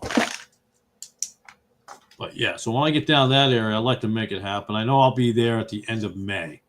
At the end of May is when I'll be down in that area. From the 23rd, 22nd, something like that. It's a Friday. We head down on a Friday, and then we'll come back home on the following Saturday. I did it on purpose so that way I could, because you automatically get Memorial Day off. So I'm like, all right, well, I'm going to take some vacation time right there and, get Memorial Day that I'm already getting paid for at work anyways. I'll get paid for that. And you're over 300 miles from Pensacola? Okay. So if I drive, I feel like I'm doing math. If I drive 60 miles per hour, that equals 5 hours. Okay. All right. I don't know. Well, I'll have to figure it out. I'll have to do the math and figure it out. I don't know. It's not like I can take 2 cars with me and leave my wife in one spot in Pensacola. Oh, excuse me. I'm yawning again. Got a big day tomorrow again. Always doing something, I tell you. Yeah. I did get some more insulation up. My sons did measure it. Now I got to recut it, though. One section has to be an inch lower, so I was just looking over at the boards. But, yeah, again, there's a reason we all come into each other's lives. There's not by accident. Sometimes there's a positive aspect to be taken from it. Because we had Brother Jorge in our home, and that was nice. When you get to meet someone you talk to, you're able to, talk to a brother, and you meet them, and you're like, okay, I've actually met this person. It's a real person. Not that I'm thinking nobody's real. Everybody here is AI. I'm just kidding. It's important. It truly is. What are we talking? 2 hours now? We didn't talk about as much about legacy as I thought we would, but that's okay. And elders and so forth. Looks like everybody's gone. My viewer thing tells you how many people are watching, and right now 0 people are watching. So everybody left. I don't know who I'm talking to. I guess everybody just disappeared. That's straight. Oh no, 1 person's watching. All right, there you go. 2 people are watching. 3 people. All right, there you go. Back to the 3 people. That was weird. It just said 0. It said 0 people were watching. I was like, "What? Where'd everybody go?" Again, look at ourselves and what we're doing. Like Brother Christopher said it earlier, it's an old saying, but it's true. You got to lead by example. Just can't say things. Yes, sir. The Panhandle is as wide as the state of Florida is long. Yeah, Florida's a big state. Texas looks like it's bigger, but yeah. Florida's a big state. I was surprised how close we were to Florida we're at Gulf Shores. I never thought about it until the day I'm like, hey, I wonder how far we are from. And when I looked it up, I'm like, wait a second, we're right down the road. It's like an hour down the road. I think it was like an hour. I feel like it was an hour, 45 minutes, an hour down the road. You go past Orange Beach, and then you get up after you pass Orange Beach, you're into Florida. So that's not bad. Now, I want to revisit something. Now, is the Brown University, I'm going to pull this up because I heard the Brown University was also anti-Semitic. I'm showing 7. You're 7 hours from Gulf Shores or Pensacola. I say Pensacola because that's the big city right over the border. Now, are they both being considered anti-Semitic, racist or something? Because I know the Brown University, my wife said it was another situation where they went after Jews, but that's Brown University, so I don't know if that's the case there. But it sounds like the Australian thing that I heard on Nick's channel over a revolution. I think he was saying it was a synagogue attack as well, or I have no idea. Israelis, actors or whatever. I don't know what was going on there. I've been thinking about doing more on that. Having my other channel, which I'm going to have to create another channel. I cannot access that channel. I was banned from that channel. I don't know why the channel was banned, and it shut me down and says that I've been that I have to appeal and stuff like that. Appeal to get my channel, but they won't let me appeal. And which is weird because if anybody's watched that other channel, it's only like 3 videos on there. There's nothing to appeal. I have no idea why it wants me to appeal, because I violated something, and I have no idea. Oh, where's my mouse? Oh, 7 people watching. Yeah, now I see 7 up there now. That's weird. Oh, you guys can see I never knew that. You guys can actually see who's watching from that side. I never knew that. I didn't know you could actually see that. I didn't know it showed up on the screen up top. I know it's at the bottom. It usually says it on live stream somewhere, but I've noticed that before. Because on my screen, I can see it up the top, which is interesting. But yeah, we'll get around. Yeah, so I'm gonna figure out what's going on with that, and I'm thinking, I don't want to read too much into anything, but it could be that the good Lord's telling me that format of what I was doing, He doesn't want me to do that. He wants me to do it a different way, which I wasn't going to do. So it's funny how you think you should do it one way and you go another direction. So I went the other direction, and now I'm thinking the Lord wants me to go the other direction. So I think I will be doing. It's possible to go in the other direction. We will be covering. I'll be doing a little bit different aspect of things. It's going to be a lot of. I think it's going to be a lot on the Roman Catholic Church, but we're really going to dive into a lot of stuff like that, people and so forth. But I believe the Aussie attack was at a Hanukkah celebration. Oh, okay. All right. Okay. Oh, you were right on the other gentleman, because I did subscribe to his channel to try to watch his channel when I could, and he came up when you subscribe to somebody and their video pops up. Usually, sometimes, not all the time. I've heard people say that things don't pop up because they're unsubscribed or something. But it looks like, yeah, he is. It would seem to me that he is possibly a Seventh Day, because he was he's really, really. I don't know what he is, to be honest, but he was really into he's got a video every night doing the Hanukkah celebration. So he's got a nightly thing going on. I have not watched it. I have not tuned into it. I was going to tune into one of his, I can't watch him on Saturdays. He's during a time frame in the daytime that I'll never watch him. I'm not around to be able to watch anything at that time. So I was going to go back and watch some of those things. But yeah, he's got a whole thing going on. What's he on? He's lighting a candle every night, I guess. So you were right on that. I'm a little surprised by that. interesting, especially that because he's on that other channel. He's on. Is he not a moderator on that other channel? And I think that that person on that channel doesn't, or he's not for them, or is against them. Seventh Day. So, interesting. Hey, Brother Jorge, I haven't heard you for a while. If you're still with us, can you? I think you're subscribed to Brother Calvin's channel. Can you, if you're able to, can you throw the link on there? After all, you're a moderator on this big time 100,000 subscriber channel. I'm just kidding. I got what, over 4,000 supposedly. I don't think they're all real. That's all right. Got them all around Christmas time when everyone came at me on this one. I didn't have time to do the Christmas stuff this year. I was going to write that book, and I never did. A lot of paperwork and a lot of stuff written down for that book, but I have not read it. I have not read that book.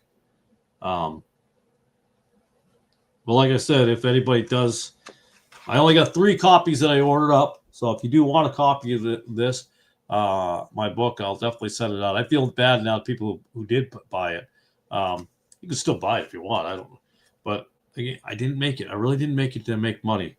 I thought at first, I'm like, it'd be nice if I made a few dollars off it, but at the end of the day, it shouldn't really be about money. I'm not a big A.W. Tozier fan, but I read something about A.W. Tozier once that all the profits that he made from the books that he wrote, he didn't keep a single dime. He never kept it. He gave it all to charity, gave it away. So that's pretty cool. I'll give him credit for that. That's credit where credit is due on that one. I do have, or did have, a couple of books from him, just in things that I always pick up of different things. I don't know where it is. I'm always doing that. I don't know where it is. I don't know what I do with it. I don't know where it is. Another one, Oswald Chambers, I think, is another guy. But anyways, my glasses keep on falling for some reason. All right, what else are we going to talk about? We're having a good time so far. We're having fun. I thought that part of my silver and gold was interesting too. I got to plug in my phone just in case my wife texts me if anything happens to Dad. Although last time I think she said it right in the live stream one time. So I don't know if y'all were here for that when I had to jump off the live stream right away and run into the house. That was an interesting evening. And we take care of them because, well, some would say obligation, but depends on how you say obligation. It is a biblical obligation. It's because we're supposed to take care of our elders. We are. Even if he and I don't see eye to eye, my job is to still, take care of him as an elder. That's our job, and that is biblical as well, as far as I'm concerned. That is different than trying to take care of your 40-year-old grown child. It's a little bit different. And it depends on what that may be. I mean, if your child's house burns down, or they've lost everything, or something happened, yeah, a little bit different.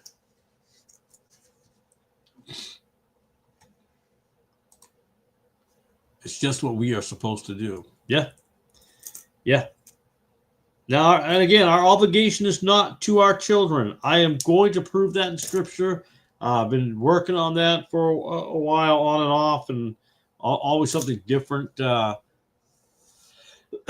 comes up, different path or something else I'm going to talk about. So I haven't completely gone down that road yet and put that together, but that'll come out eventually. We'll get that out there, but we are supposed to take care of our elders. That's no doubt about it. No doubt about that. I think, again, too many people, and I don't mean people who can't take care of, because there are people who just can't take care of their parents. They're not in a position to do so.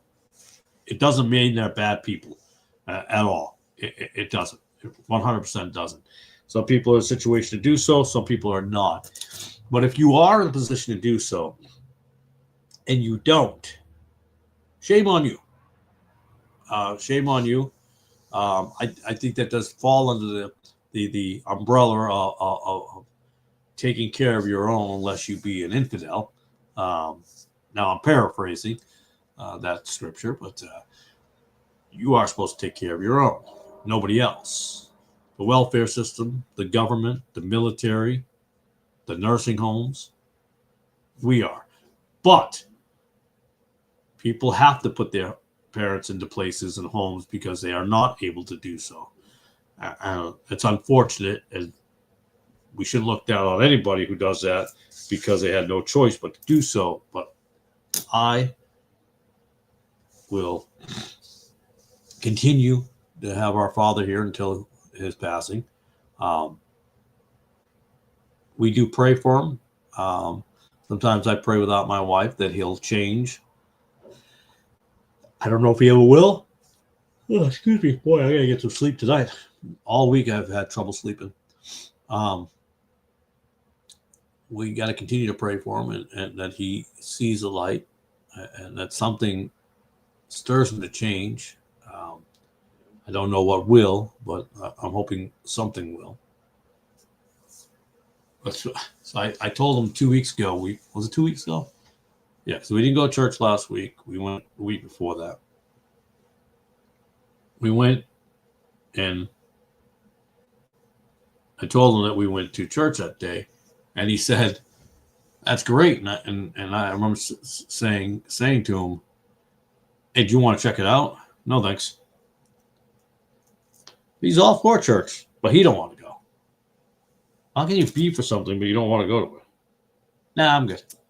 I'm just going to sit here and watch my sci-fi channel all day long. We can hear, like, at nighttime, you can hear in the distance because he refuses to get a hearing aid. In the distance, he can hear, you can hear X-Files in his room. I watched a documentary long ago about J.C. Penney and how he once stated, "I would rather be known as a Christian than a merchant." This story is fascinating. Okay, I actually will look that up. I will try to watch that documentary. I love documentaries, most documentaries. J.C. Penney. Yeah, it's like being nostalgic about a place you went shopping before. I'll be honest. One night we got, what do you call it? Clickbait. What was it?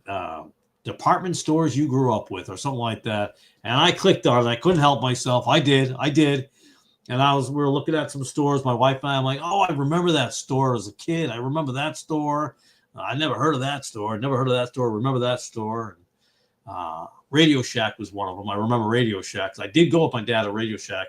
He was always buying something from Radio Shack that he never used. I have no idea why he did that. But I remember Radio Shack. That was one of our big ones, Bradley's and stuff like that. But I'm going to look at JCPenney. I'll definitely look at that. I remember we watched Woolworths one week, the history of Woolworths. Some things we get into. But other things we'll look at historical stuff or a particular person. Radio Shack. Did you all okay, I didn't realize y'all had Radio Shacks down here. See, because Radio Shack was created in Boston on Court Street. I can't remember what Court Street is. Well, maybe it's by the court. Brother Jorge one day might know where it is. But, yeah, but that was up there. We had a lot of them up there. I didn't know it was a thing. Like Piggly Wiggly down here. There was no Piggly Wigglies up north. They were only down here. Or maybe they're in the Midwest. But there are things, although there are a couple Piggly Wigglies left around here. Grandfather was an electrician, loved that store. All right, cool. That's pretty awesome. But yeah, I liked going to Radio Shack because they had interesting things in there. It was just interesting. It was all weird, different things. It was kind of neat. But Radio Shack. But JCPenney, I'll look up JCPenney. I don't know how JCPenney is stood here. So okay, here we go. IGA grocery stores around here. Yeah, you got IGA. Well, you also have Piggly Wiggly down here as well. I don't think there's many Piggly Wigglies left. I think there's a couple out in West Tennessee, and was out in West Tennessee, and oh, there was one down at Etowah. It's not there. Oh, there's another one over in Decatur. Over in Decatur, I think. J.C. Penney was about. No kidding. Who knew? Yeah, who knew? No idea. I'm not a Baptist, but I tend to lean towards the Baptist, I guess. I think if you're a King James person, you're usually in a Baptist church. If you're not if you're in a church, you're usually, well, now you got I shouldn't say that because now you get the new ESV Baptist mega churches now. No, that's silliness. And the NKJV. So I'll have to definitely pull up J.C. Penney and watch J.C. Penney. I usually like to watch my Andy Griffith show. That's another thing. So that was what I was saying earlier, too.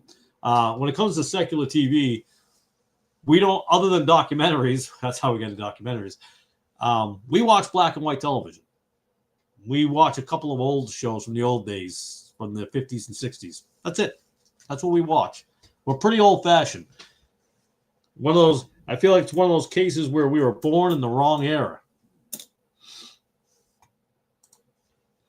There's an IGA about 4 or 5 miles from me. There aren't many left down here anymore.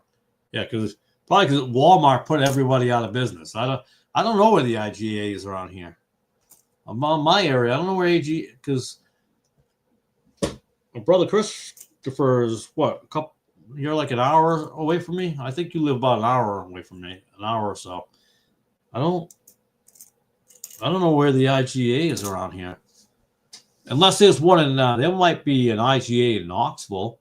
In fact, there might be an IGA off of Route 40 over by the Weigels, one of the Weigels. Is that where Weigels is on 40? Is there an IGA near the Weigels? I love the Weigels. Weigels is my Cumbies. I'm just saying, my Cumberland Farms. Like up north at Cumbies would have been my thing. I love Cumbies. I'd always be at Cumbies. Got to go to Cumbies. Everybody's got to. It's like got to go to Dunkin's. My grandparents were an independent grocer. Oh, that's cool. I wish we had those. Now you get the Mennonites. I guess that's your independent grocer. Man, I wish we had more of them. Not like Whole Foods. I mean, you have the pop-up farmers markets and stuff like that.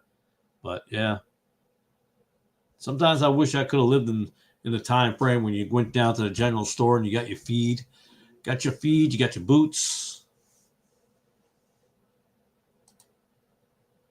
Really? Somewhere down 411. Oh, now you're in my neck of the woods. I don't know where. I wonder if it's towards Etowah. It wouldn't be Inglewood. I don't think it would be Inglewood. Might be Etowah. Or down in Benton, down that way, or Calhoun. I don't know. Well, if you're this far down, because now you're getting to the further end of 411. We lived on top of store. It was a cool, man, that's pretty awesome. That's a pretty cool deal. You lived on top of the store. Must have been cold in the wintertime when you were on the top of the roof. I'm just kidding. Towards Benton, I think. Because it seems like a lot of independents would be probably that direction, because you're coming out of Maryville and that area, so you're getting out of the city, so you'd have an independent grocer coming down there. I don't know why I'm French. I have to keep doing this. I have to keep moving my hands. French and Italians, they got to move their hands. That's pretty neato. It's fun to learn things about an area, because I didn't grow up here. So when I talk to some old timers or people who lived there their whole lives, I love learning about the area and what was here and stuff like that. Because, I can tell you about my hometown and what was there before, but I don't live up there anymore. So I don't have those memories as much, which is unfortunate. But cool stuff down here, I can tell you that. When I learned that 411 wasn't always as wide as 411 was, it used to be smaller, and then the government came in and said, hey, we got too much traffic. We got to break open these roads. And I'm thinking, well, maybe we should just give out less licenses with people who can't drive. Hey, that will solve the problem. But no, we got to make sure we have more people who don't drive. Welcome to Tennessee.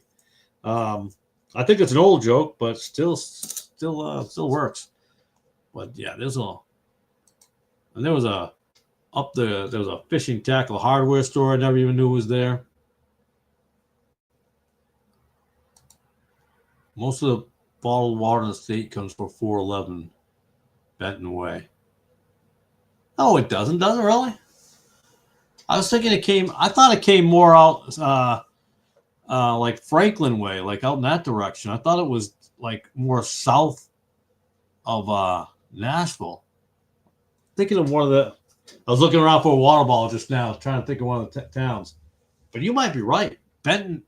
Hey, you might be right. I think, isn't Crystal Geysers from Benton? Is it Crystal Geysers? You're right. I didn't even think about that. I got to find out where they're getting that water so I can go down and get some and bring down myself a jug of water, or not a jug of water, an empty jug, and get grab my milk cartons. Yes, Crystal. Okay, it is. Yeah. Speaking of jugs and so we get we buy our milk from what they called I think she's called the Milk Lady. I think that's her Facebook name or whatever. Her and her husband have a farm somewhere and they have cows. You would be real surprised. So we buy milk. So and it costs way too much for a gallon of milk. But it's fresh milk. So my son says to me, he goes, "Hey Dad," this is my older boy. He goes, "Hey Dad," he goes, "Did you ever read the milk carton?" I'm like, "What are you talking about?" He goes, "Did you read the side of it?" I'm like, "No, I never read the label of it." Why? I mean, I know what's on the label. I just don't read it. So he goes, "You have to read it." I'm like, "Okay." So he points it out to me. He said, not for human consumption. He says to me, "You guys know that there's something wrong with it?" I'm like, "No, that's not what that means." In Tennessee, they made a law, and not everybody's following it, which is fine by me, that you had to put down a label that says the milk is only for pets, which I thought to myself, it's good enough to kill pets, but not for humans. So don't give it to humans, only give it to pets. So I was just telling them that's why it's there. It's not for human, excuse me, consumption.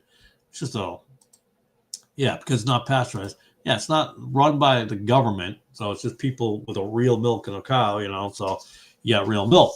So it was just kind of funny when he says, "Do you realize?" But not everybody here puts the label on, and not all states do it either. I think Brother Jorge up in his area, they don't have to put a label on their milk. But down here in Tennessee, supposedly you have to. Not everyone does, which I don't think they should. I don't think they should have to, but that's me. What happened to freedom there? So, again, there are a couple of things about Tennessee that are weird to me for freedom, a state of having all this freedom. There are some things that don't make sense to me. Like the fact that we're homeschooled, but we have to report once a year to an umbrella organization and say, "Hey, our kids are still here," and they're, which is weird. So in homeschool, you have to. In Connecticut, which is a Democrat nutty state, there are no rules. You don't have to report to anybody in Connecticut, which is really weird. So that bothers me about Tennessee. I worry sometimes that Tennessee is slowly going in the wrong direction. I mean, the whole world's going to go in the wrong direction, or heading that way. But I'm just saying, loss of freedom. That's why. Being in McMinn County. Now, some are going to say McMinn and some will say McMinn. I've heard them both. But we're over there, and I wouldn't mind living even in Polk County, where there's even less. You're probably less restrictions down in Polk County. It's funny to me that Tellico Plains is in Monroe County because I thought it was in McMinn County, but I don't like Monroe County. I'd rather be in McMinn County, but less taxes in McMinn County. It's weird how there's less taxes in McMinn County than there is over there. For about the last 10 years, the area is drastically changing. Yeah, it's unfortunately. Hold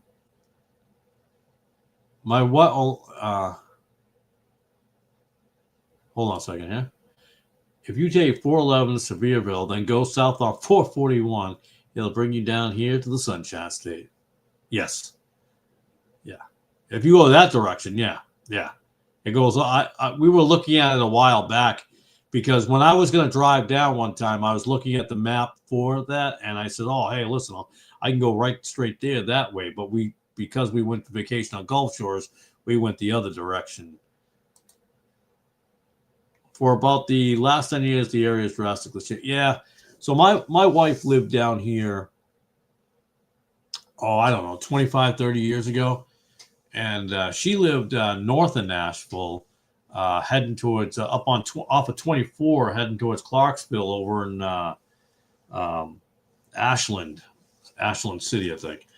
And she's even said the same thing, because I had this idea of Tennessee, what it was gonna be like there from what she had told me, and I there was things I expected here to be a lot slower and a lot more old school, and unfortunately, too many of them darn Yankees are moving down here and messing up the area.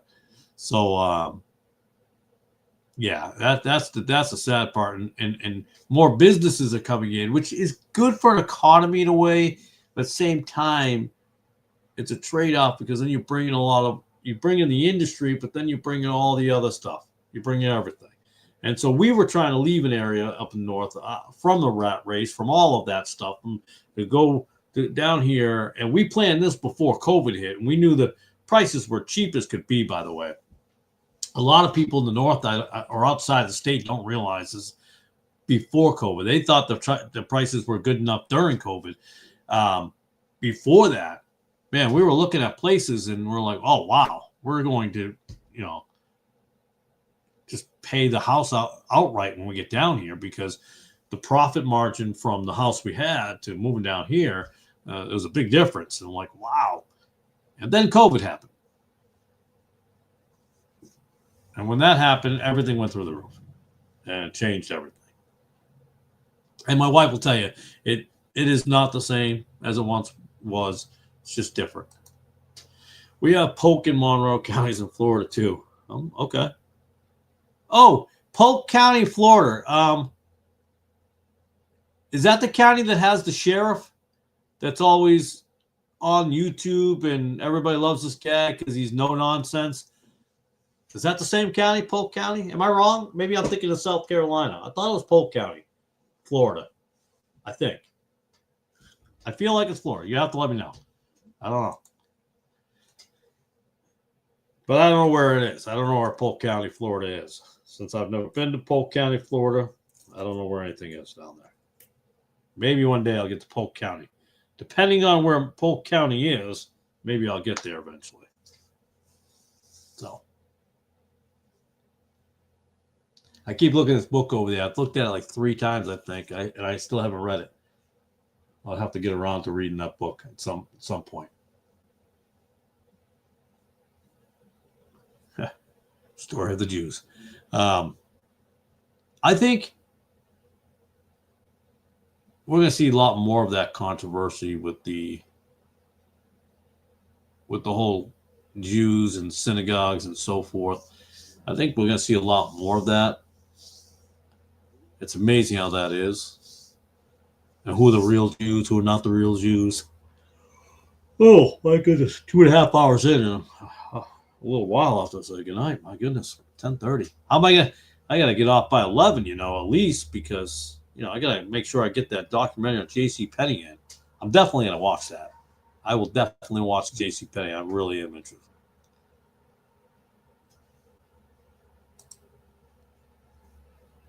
We got Monroe County in Michigan. No Polk County. Polk Township, though. Yeah, Michigan and Pennsylvania, don't they both have, they're known for having townships? I don't know what a township is, I'll be honest with you, but yeah. Yes, sir. Yeah, so it is that. That's what I thought. It was the guy I've seen. Everybody thinks he's the man. Some county sheriff in Polk County. I see him pop up now and again on my algorithm. Although I haven't seen him in a while, but he usually has all those things. Yeah, we're coming to get you. And if you do this, we're coming to get you, or whatever it is. That's kind of funny. Yeah, that's what I learned about this town down here. There's a town south of me, which I find interesting. There's four churches, I think, in Inglewood, and it's they're all like really right in the circle. There's the First Baptist Church. There's the United Methodist Church, the Christian Church, and something. What's the other one? The Lake? No, that's not Lakeland. It's another Baptist church. I'm trying to. I can't think of what it's called.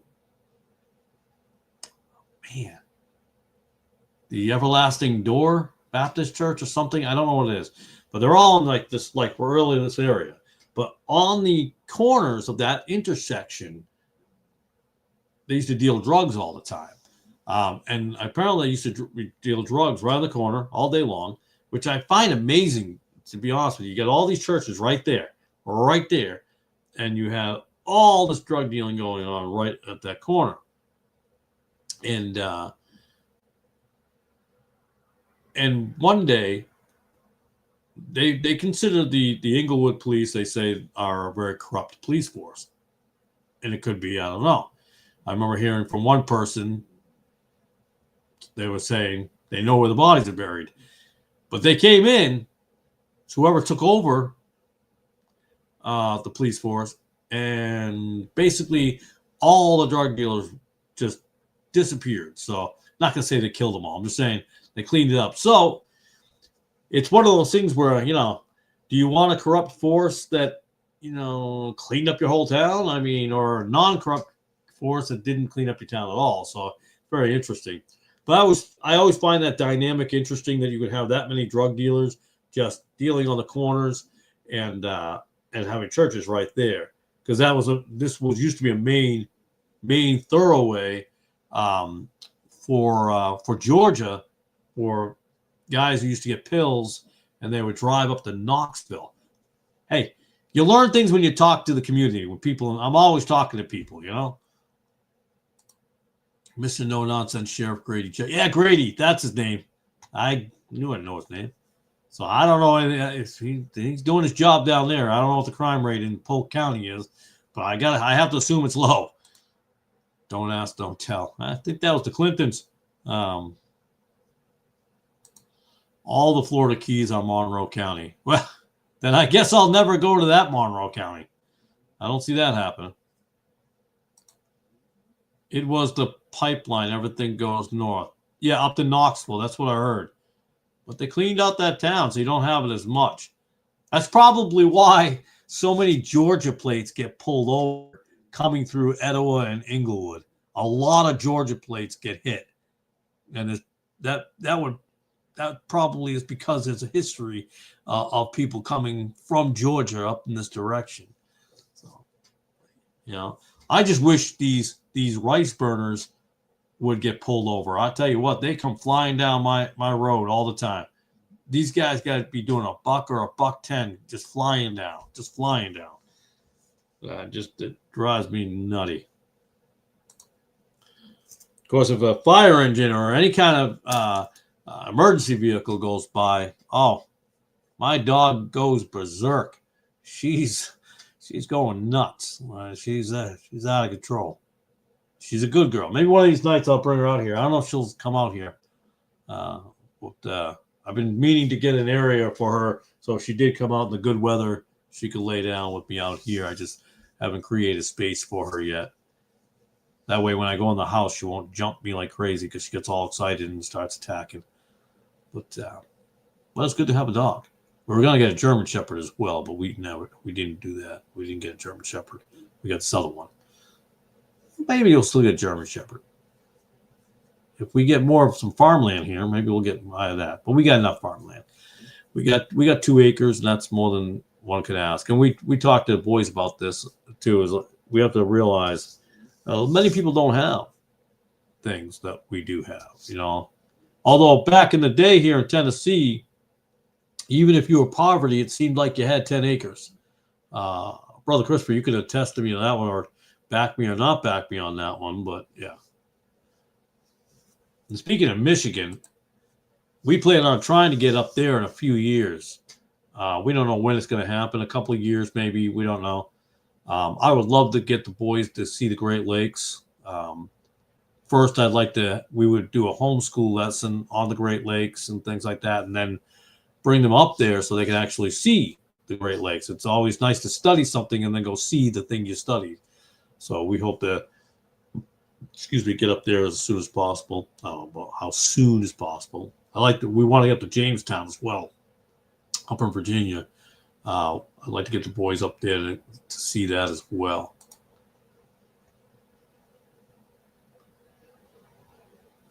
That would be fantastic. But too bad those churches weren't on the corners.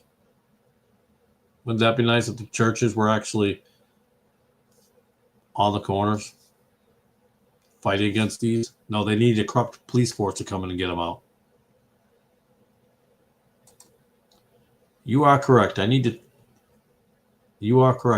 tell about the good old days. Absolutely. I went to Williamsburg as a kid. Oh, that must have been exciting. Well, I don't know if it was exciting for you. Some kids don't like going to places like that, but that's pretty cool, I think. Historical, etc. Yeah.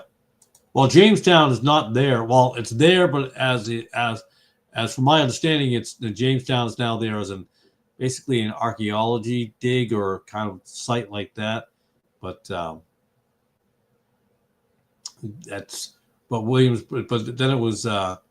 it was changed over. Yes, sir. My grandparents never went through the Great Depression as they were self-sufficient in all areas of life. Well, that's what, yeah. Oh, that's true, because you have family.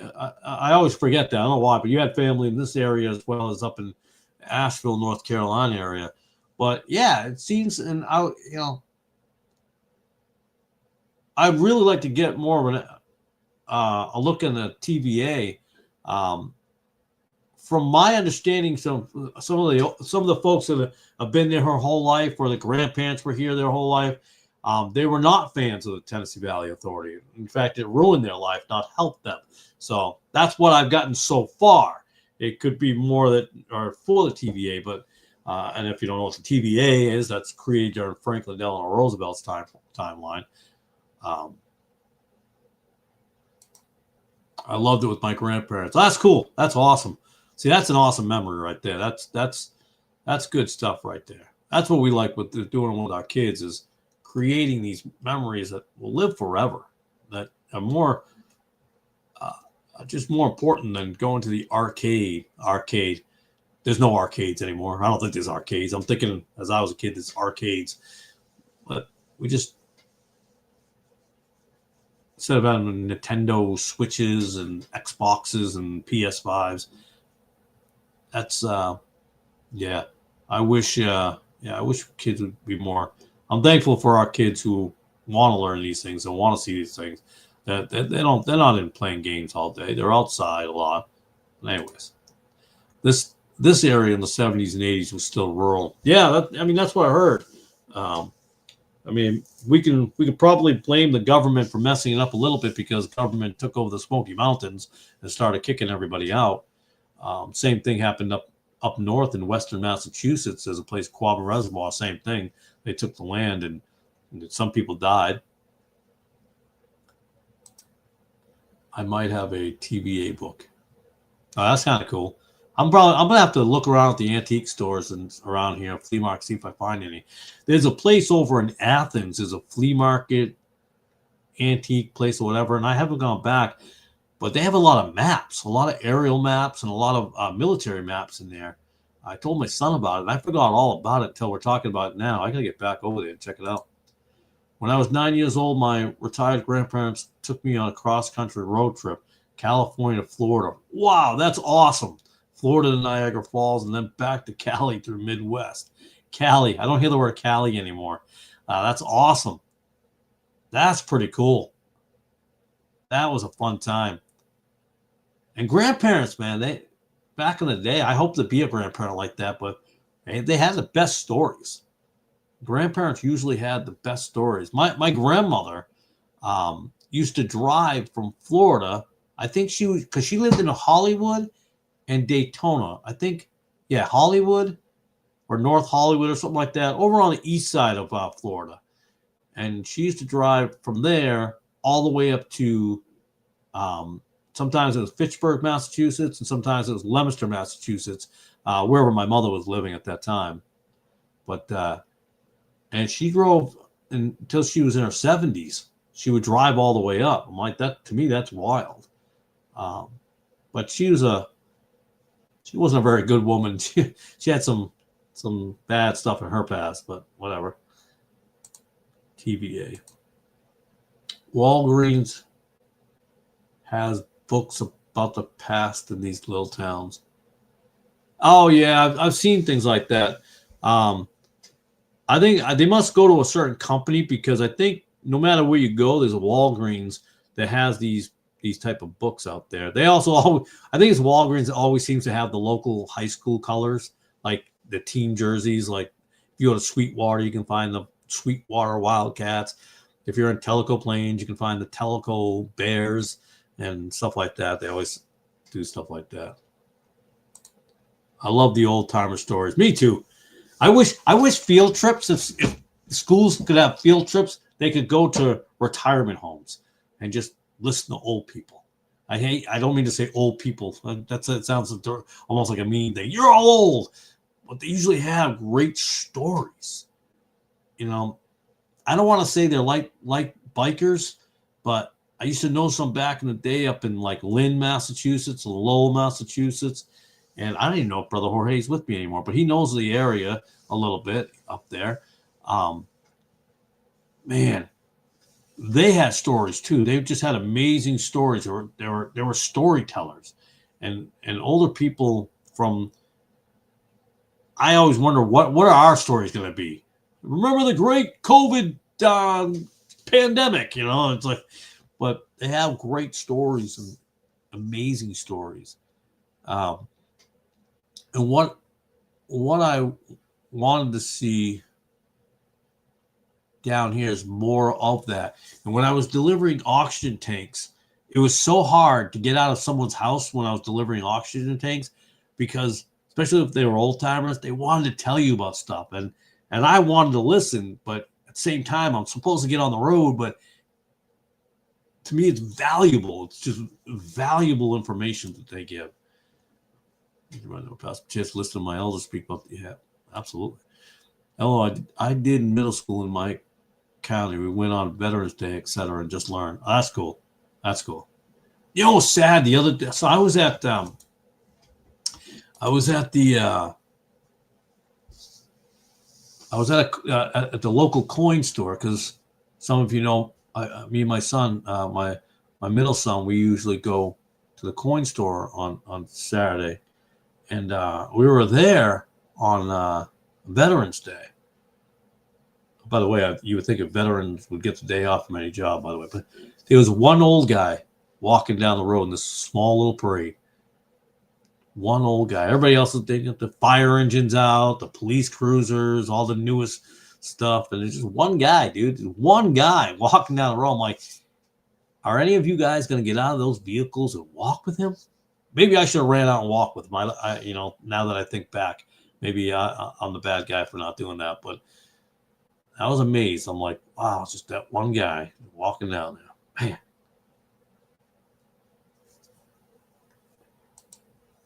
So much information from the old farmer. If you have an old farmer in your neighborhood, yeah. Oh, that's oh yeah, you talking about me and Steve? So Lee, who owns Lee Farms down here, Steve Lee, I remember talking with him because he owns the farming land all around me, and I don't know how much more. He might own more up in Dayton and Decatur and Spring City, for all I know. Actually, no, Decatur Mountain is owned by the Mexican cartel. That's coming to light. So some people are figuring out. But yeah, I want to talk to him and learn about this whole area, my property, the history of my property, and stuff down the road. I remember there's a little Christian bookstore. When I first got down here, there was this little Christian bookstore down the road, about 10 minutes from here. And I'd stop in there and I'd talk to the gentleman there. And man, he would tell me some stories and things like that around the area. And, he was an older man, obviously. And but great information. Just and I always bought something. I felt like I had to buy a sticker or a bookmarker or something. And he never wanted to sell anything. That was the funny thing about him.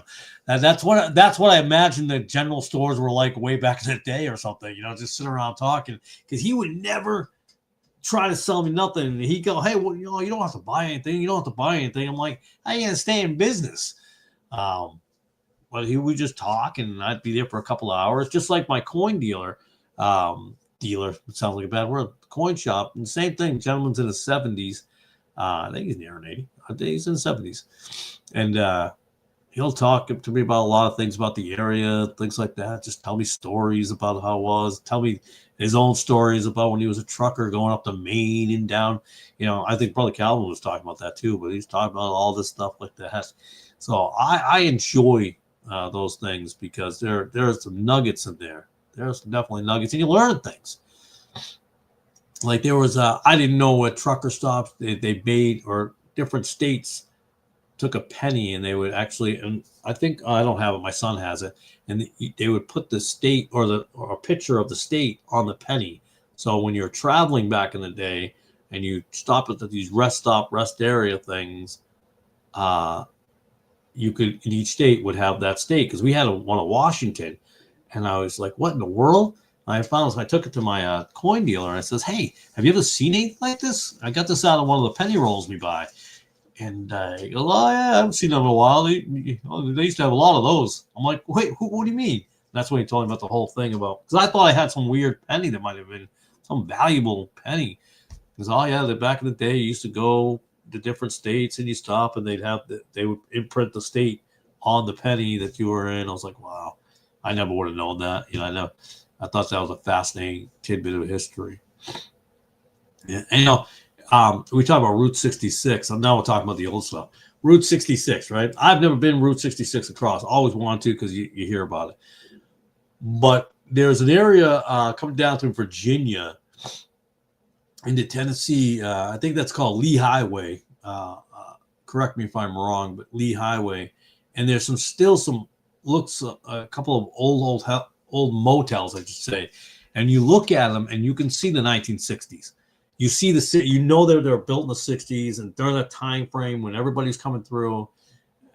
And part of it bothers me, because places like Walmart basically killed it. The government, the whole complex, the whole Dwight Eisenhower taking Hitler's ideas of roads and bulldozing them through the country and stuff like that. And a lot of those places you talk about the independent grocers, the mom and pop stores. Those motels back then were basically mom and pop places. I watched this Highway Patrol TV show, and there's a couple times they're at motels, and you see them packed up. These motels are really nice and everything like that. And it's not for TV, because motels looked like that back then, and not like the Motel 6 today. What you're talking about is why, yeah. Lee Highway is Highway 11. Yeah. So isn't it? There's two Highway 11s up here, because there's one that goes through Rutledge in that area, and then you get the other one that goes up through. Where did I deliver? I used to deliver up in Elizabethton and stuff like that. But where was that area? Where was that, Brother Chris? Where was that place that we deliver up in that area? Where like one of the first burger. Oh, what is that burger chain? Not Burger Boy. Oh my goodness! But the gate, if you got there by lunchtime, the gate was closed. You couldn't get in there to deliver. What is the burger joint that was created here in Tennessee? The first one, Kingston, right? Kingston, is it Kingston? I'm trying to think of what it was. My sister works for a large transportation outfit called R&L Carriers. Oh yeah, I know them, the green trucks, R&L Carriers, and gave me a special R&L Monopoly game just yesterday. Really? That's kind of cool. That's kind of neato. I was just, we're at Monopoly. We're at Walmart, and I don't like to go to Walmart very often, but they had a Fishalopoly, I think it's called, and Huntalopoly. And so I was like, okay. Kingsport. Yeah, okay. What's the name of the hamburger joint there? It's bothering me. Like, is the first one was made in Kingsport, right? Right down the street from that place that I'm talking about that I used to deliver, or you've delivered as well. I'm trying to. What is the burger place? Ah, I used to go camping and water skiing in Kington, Tennessee. Yeah, yeah, they got they have a cool gun store up there.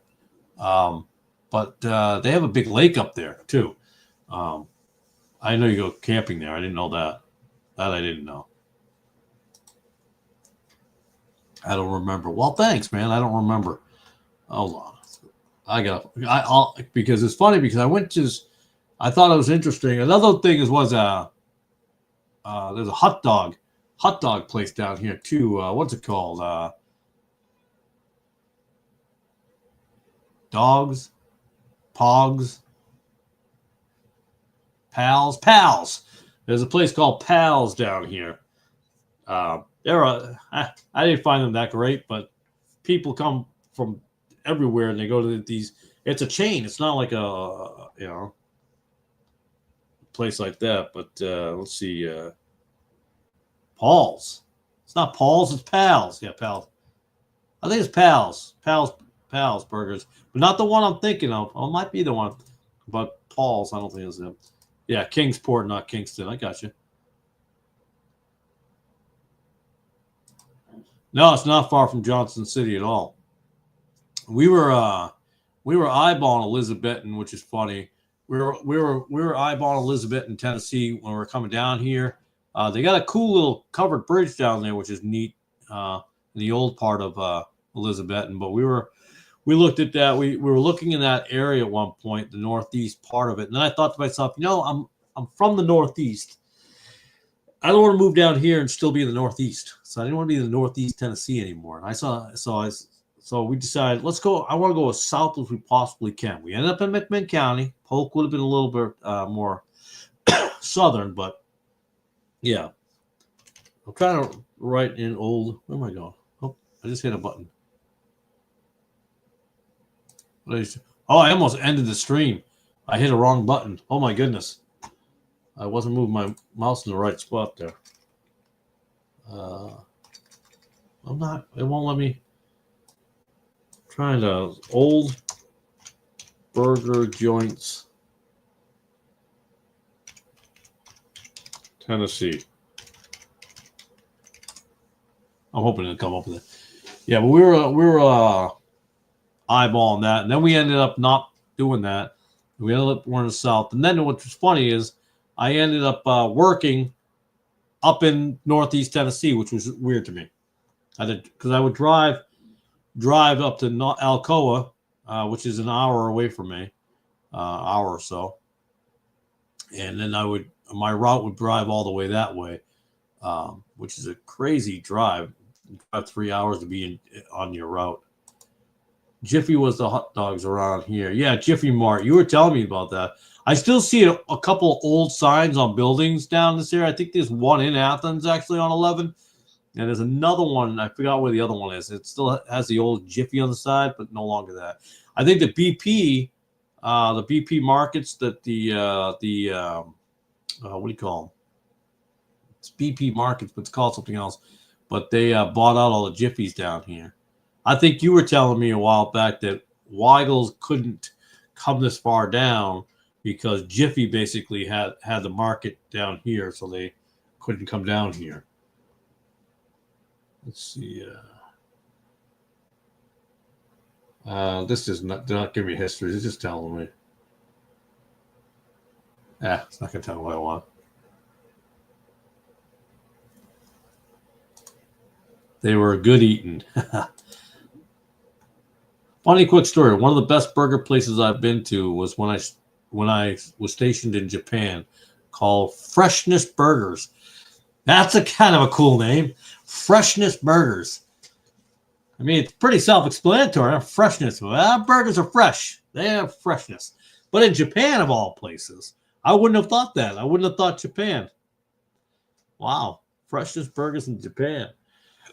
So they were basically, they tried to just, where they were like, try to make an American joint basically over there. And it'll be like an America.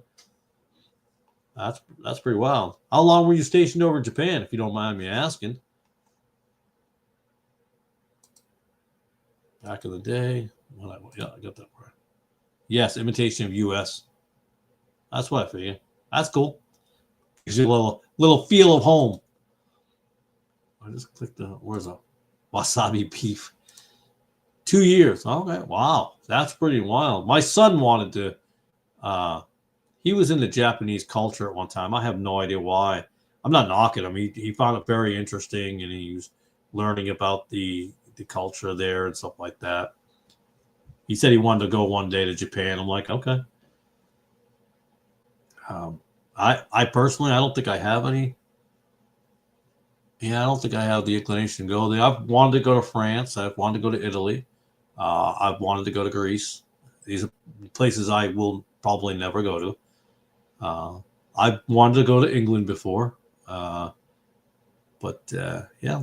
So as far as I've gotten out of here is Canada. That's as far as I've gone. I wish I was able to get to some other places, but good Lord did not plan me to go that direction.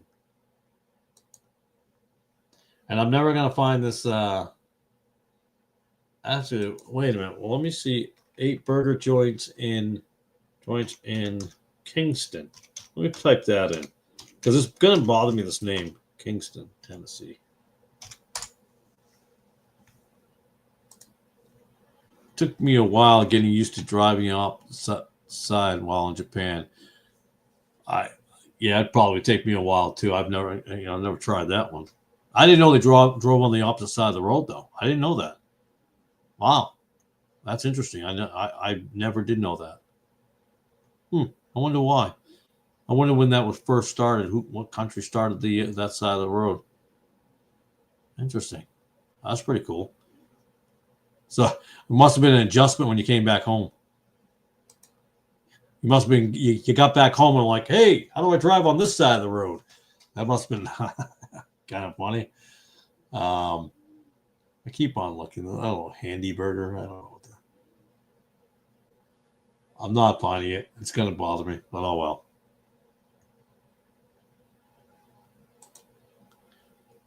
Bob's Burgers in Midtown. That might be it. It's kind of like the Big Boy. You know, it has a statue there. And this place has the same thing. Let's see. Bob's Burgers in Kingston.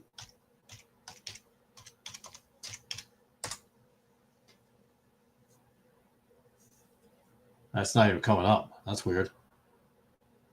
I wonder if they're there anymore. Something called Handy Burger.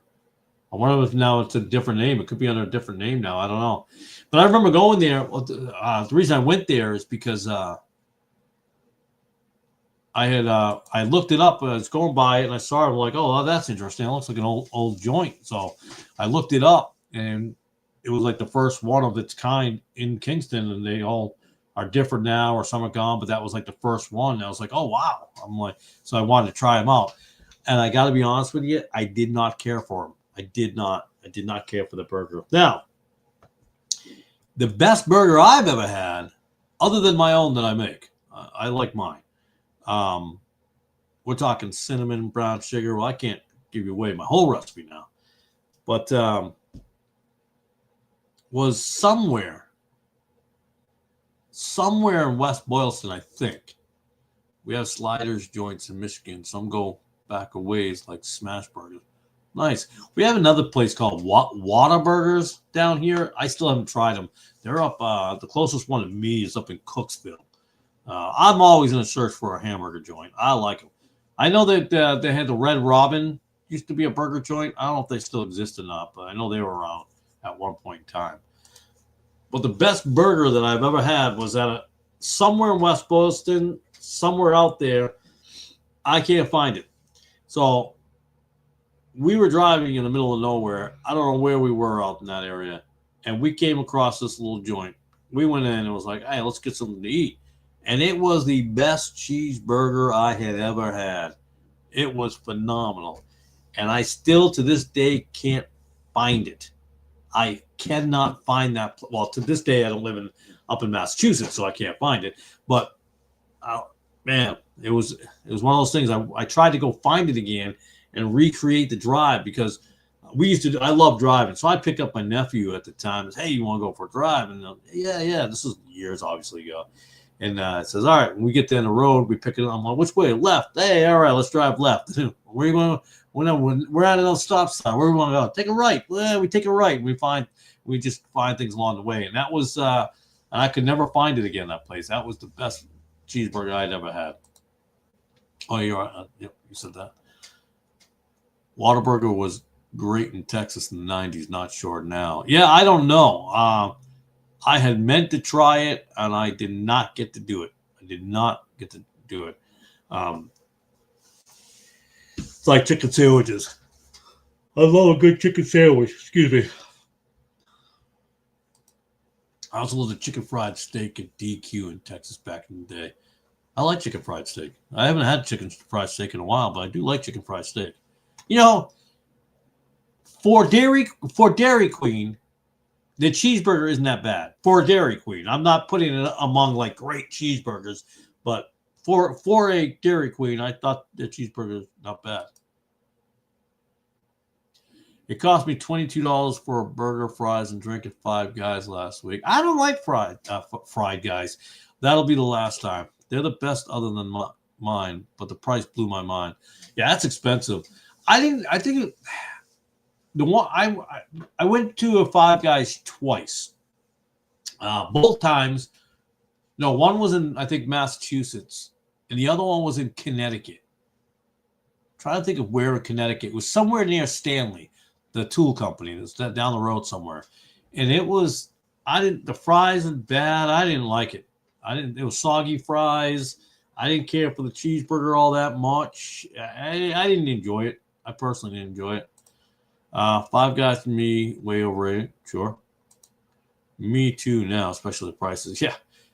There's also a place down and talking about pricing for the price. I better be wild, right? Down Tellico on Cherry Skyway, they have these cheeseburgers, right? They're $7 for a cheeseburger. It's I forget what it's called. Tellico Drive-In, I think it's called, on the river. And for a $7 cheeseburger, it is great cheeseburger. For a $7 cheeseburger, it was a pretty good cheeseburger. I was impressed by it. And so when we're over that way, sometimes we try to get there, usually during the summertime, obviously, because it's right on the river. But and the fries were good too, actually. Surprisingly enough, the fries were really good.